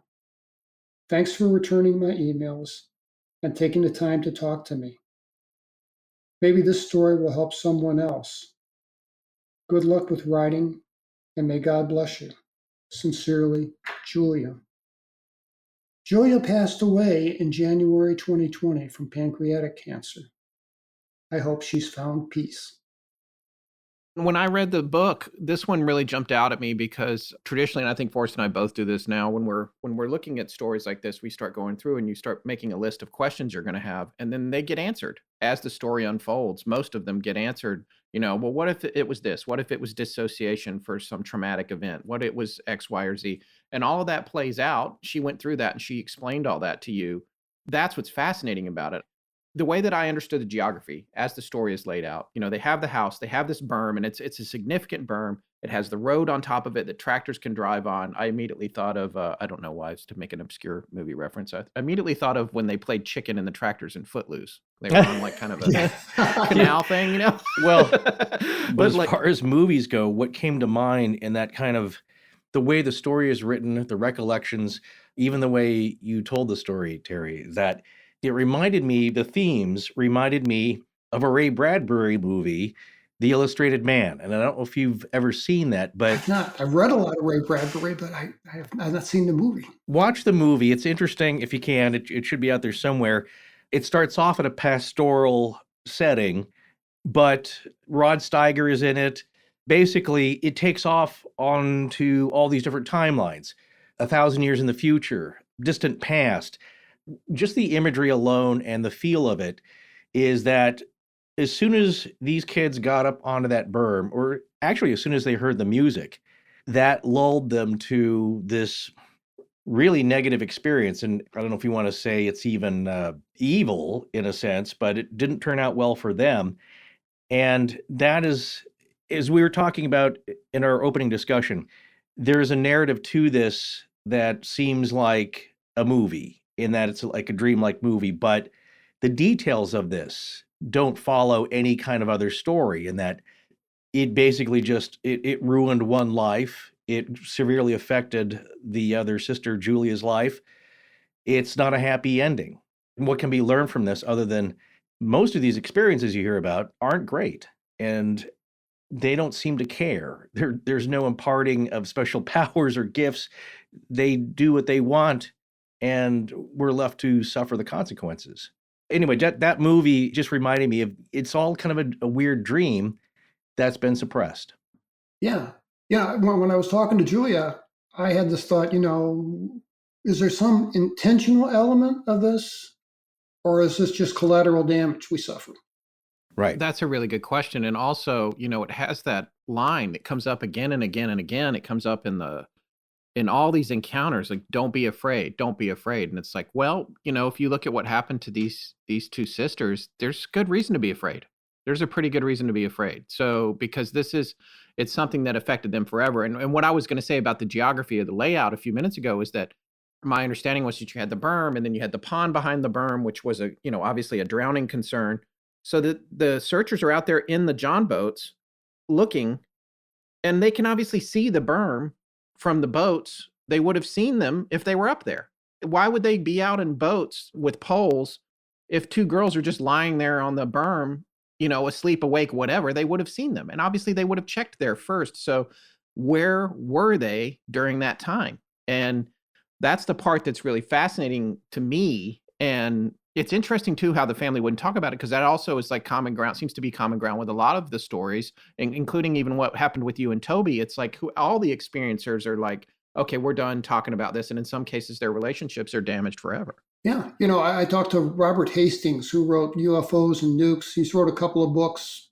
He's very active and Yes. was semi-retired now, that he validated for me that in the armed forces, if 2 or more people have an experience and see something, I mean, not just something dart across the sky, I mean, something a little more intimate like what we experienced, that they bust those guys up. They send them to different duty stations. They get them away from one another.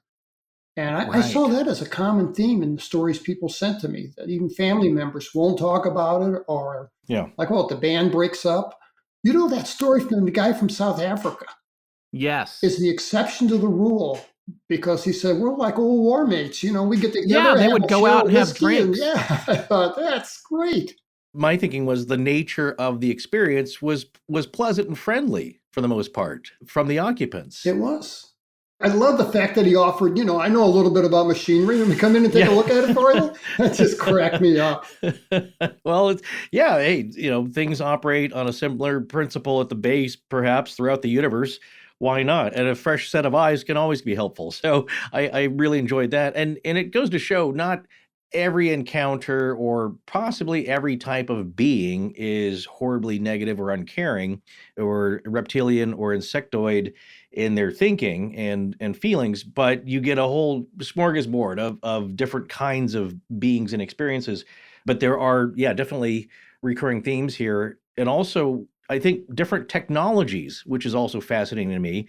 In this sense, what Scott was talking about, where at some point the girls are just over the berm, so they're out of view, but once they go looking for them, they're not actually there, I don't believe. But at some point, it seems these ETs were also able to alter the perceptions and consciousness of the family and the searchers themselves.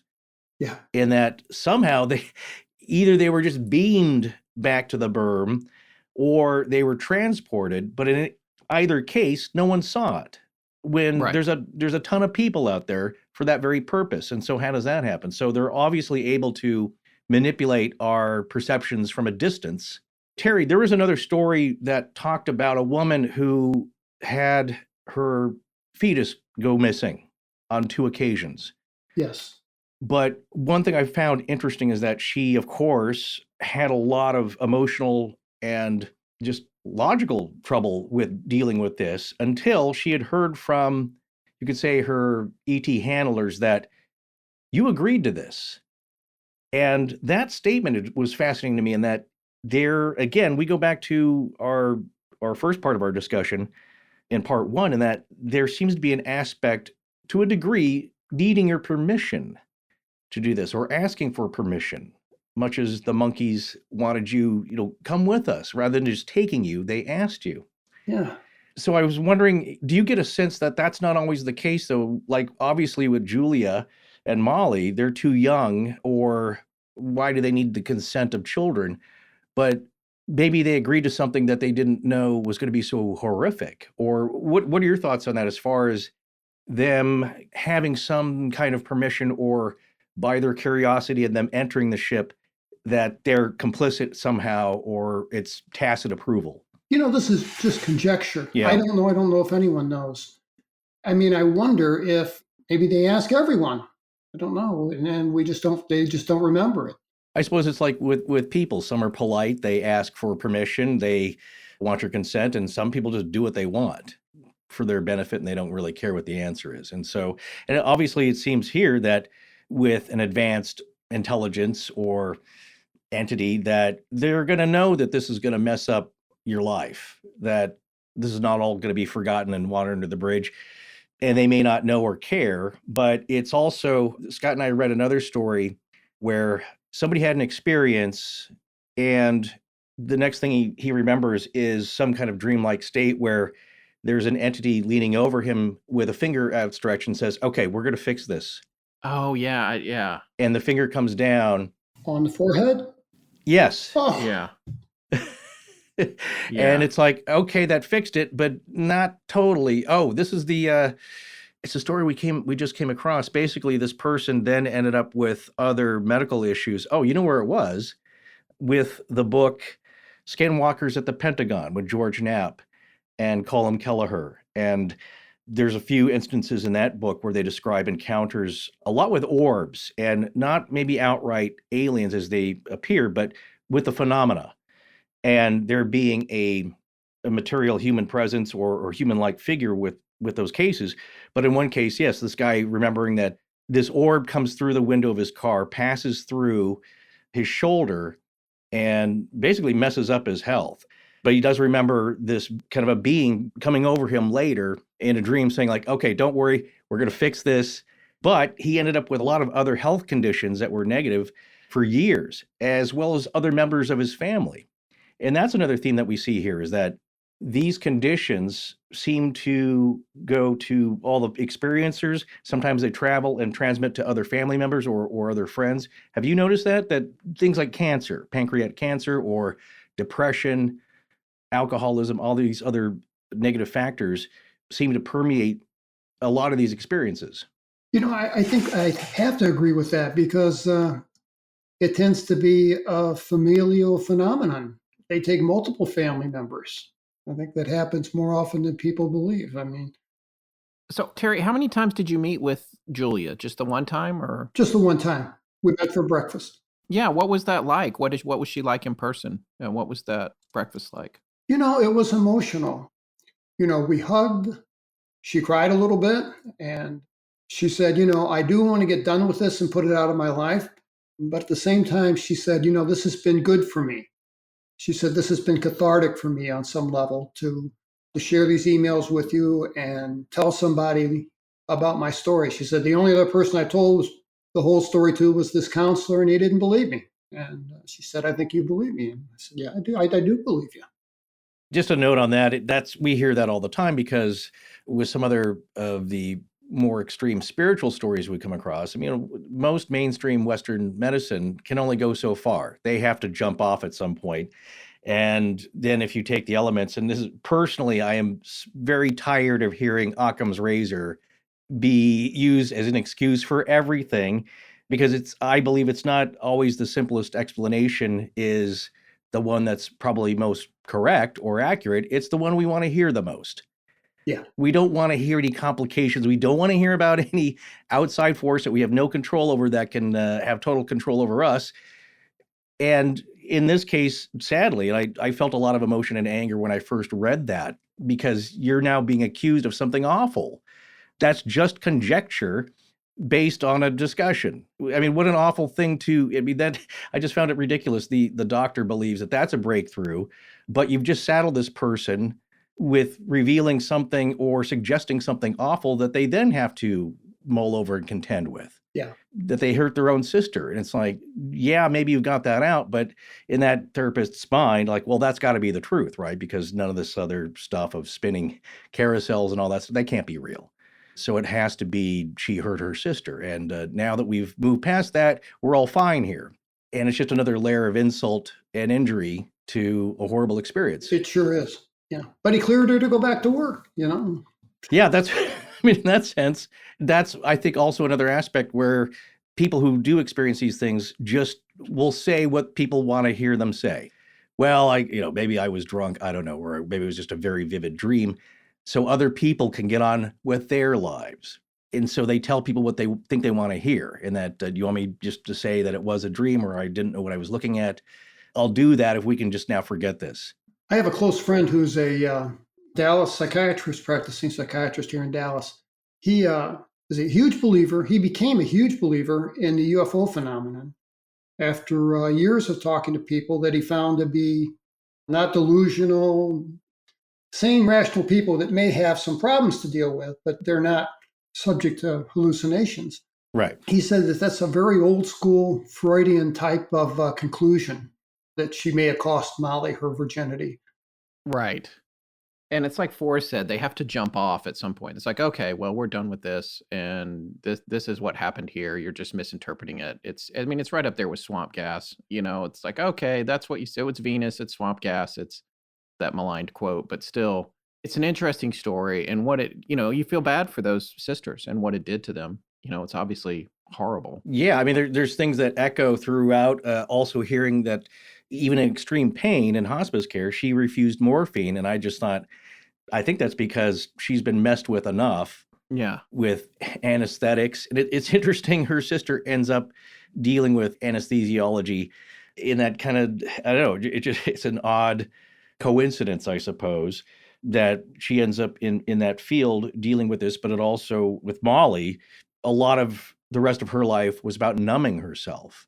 Excess with pharmaceuticals and painkillers, but then again, refusing them at the end. It's a strange mishmash. Well said. Just to ask you, it seems Julia perhaps, or at least the way the story's told, ended up with better math skills where they weren't present before from her experience. That's what she says. That's what she claims. Did you find yourself with any unexpected skills or abilities after your encounters? I can't claim that I did. I really can't. Kind of went on with my life, it was kind of, I was old enough that was the plan. I mean, but who knows, they messed with me as a kid. I don't know. Maybe so. Right. How would you know? Right. Can you levitate a Rubik's Cube? Well, no, I can't. Not for the life of me. And I can't work a Sudoku puzzle either. Yeah. It's just interesting as far as, do you wonder if that's on purpose? What the experiments were? Is that just, did it open something up to another level? What is that? What is the goal of them?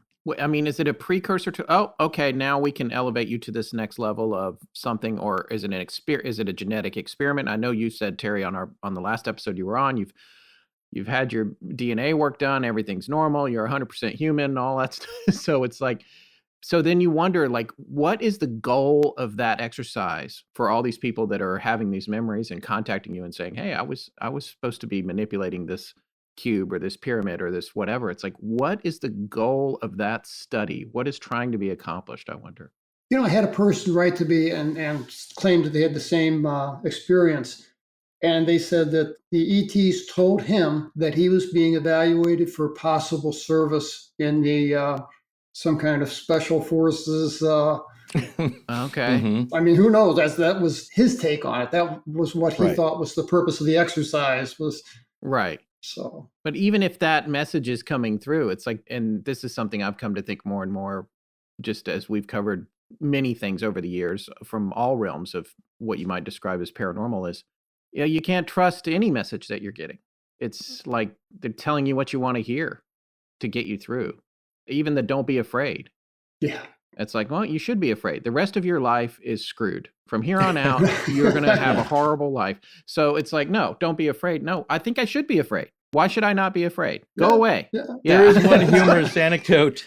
Our good friend Rob Christofferson of our Strange Skies podcast, longtime friend and fellow podcaster, and I can't remember exactly the details, but I think he was telling us in one of our conversational chats about a case of an older gentleman who was abducted and gone through the alien evaluation, and they were like, yeah, your health is really not up to it, or you're not really, we're going to go in another direction. So thank you much.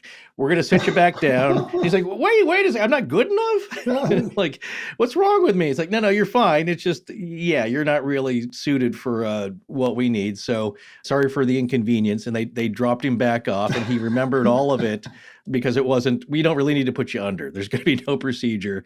So just carry on.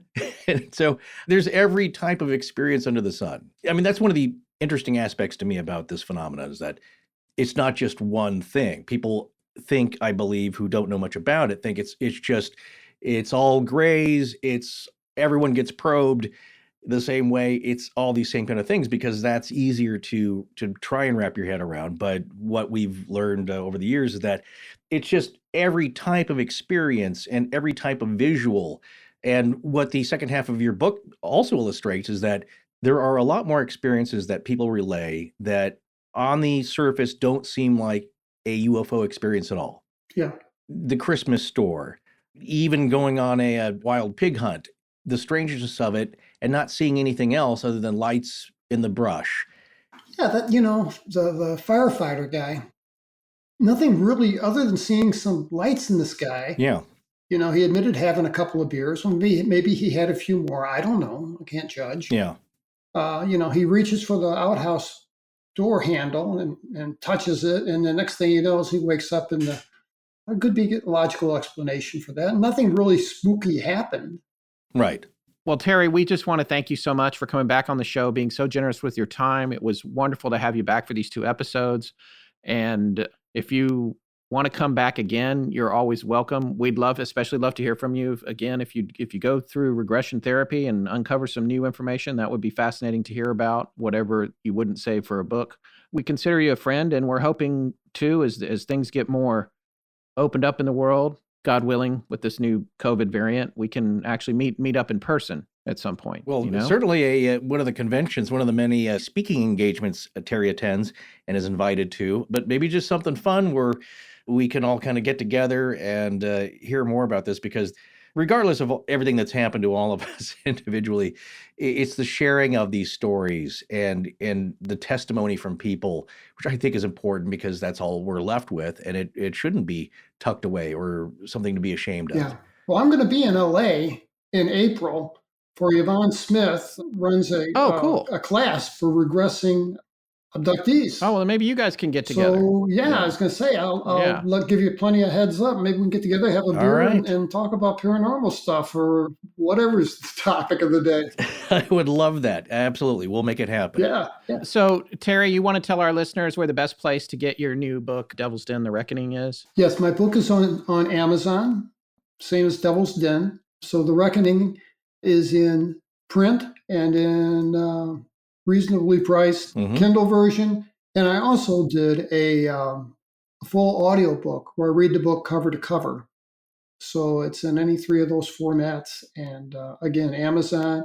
You can go to my website, terrylovelace.com, which is kind of behind. It talks about Devil's Den and have some interesting photographs, but I'll soon have some more information on there regarding The Reckoning. Or you can email me at terrylovelace@yahoo.com. If you've got a question, a comment, happy to talk to anyone.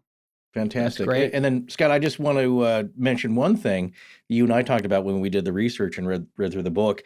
If you buy the digital copy of Terry's book at Amazon, I paid just a few bucks more and got the audio read along. And what's cool for us is that you were narrating the book and I could follow along with the type.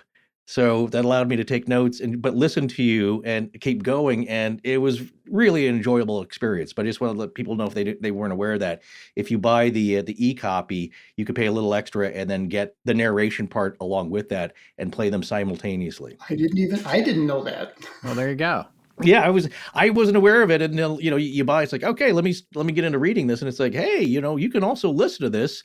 And here's the other cool thing for us to research is that the text will highlight along with your narration. Really? Yeah, it's pretty cool. And then, of course, if you stop there, it's like, oh, let me put in a load of laundry. I can continue on with my phone or iPad, and then it's just syncing up all the time. And so, yeah, but it was a pleasure hearing you read it, because it is such a personal story. Cool. And as well as the other stories in the other half of the book. So we really enjoyed it. Recommend it to everyone. Yeah, we can't wait to talk to you again about something just mind-blowing.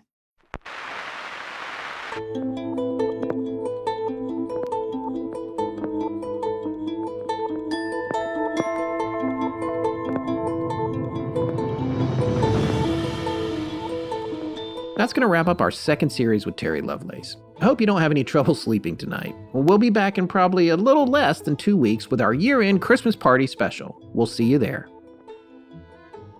Forrest and Scott, thank you for supporting their sponsors. Astonishing Legends is edited by Sarah Voorhees Wendell and Brandon Schexnader.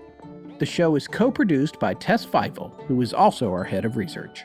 Our theme, which is available as a ringtone, was composed by Judson Crane, and our sound design and additional composing is by Ryan McCullough. Special thanks to the Astonishing Research Corps. But most importantly, we want to thank you, our listeners. Visit our store at astonishinglegends.com or interact with us and other listeners on Twitter, Facebook, Instagram, and YouTube.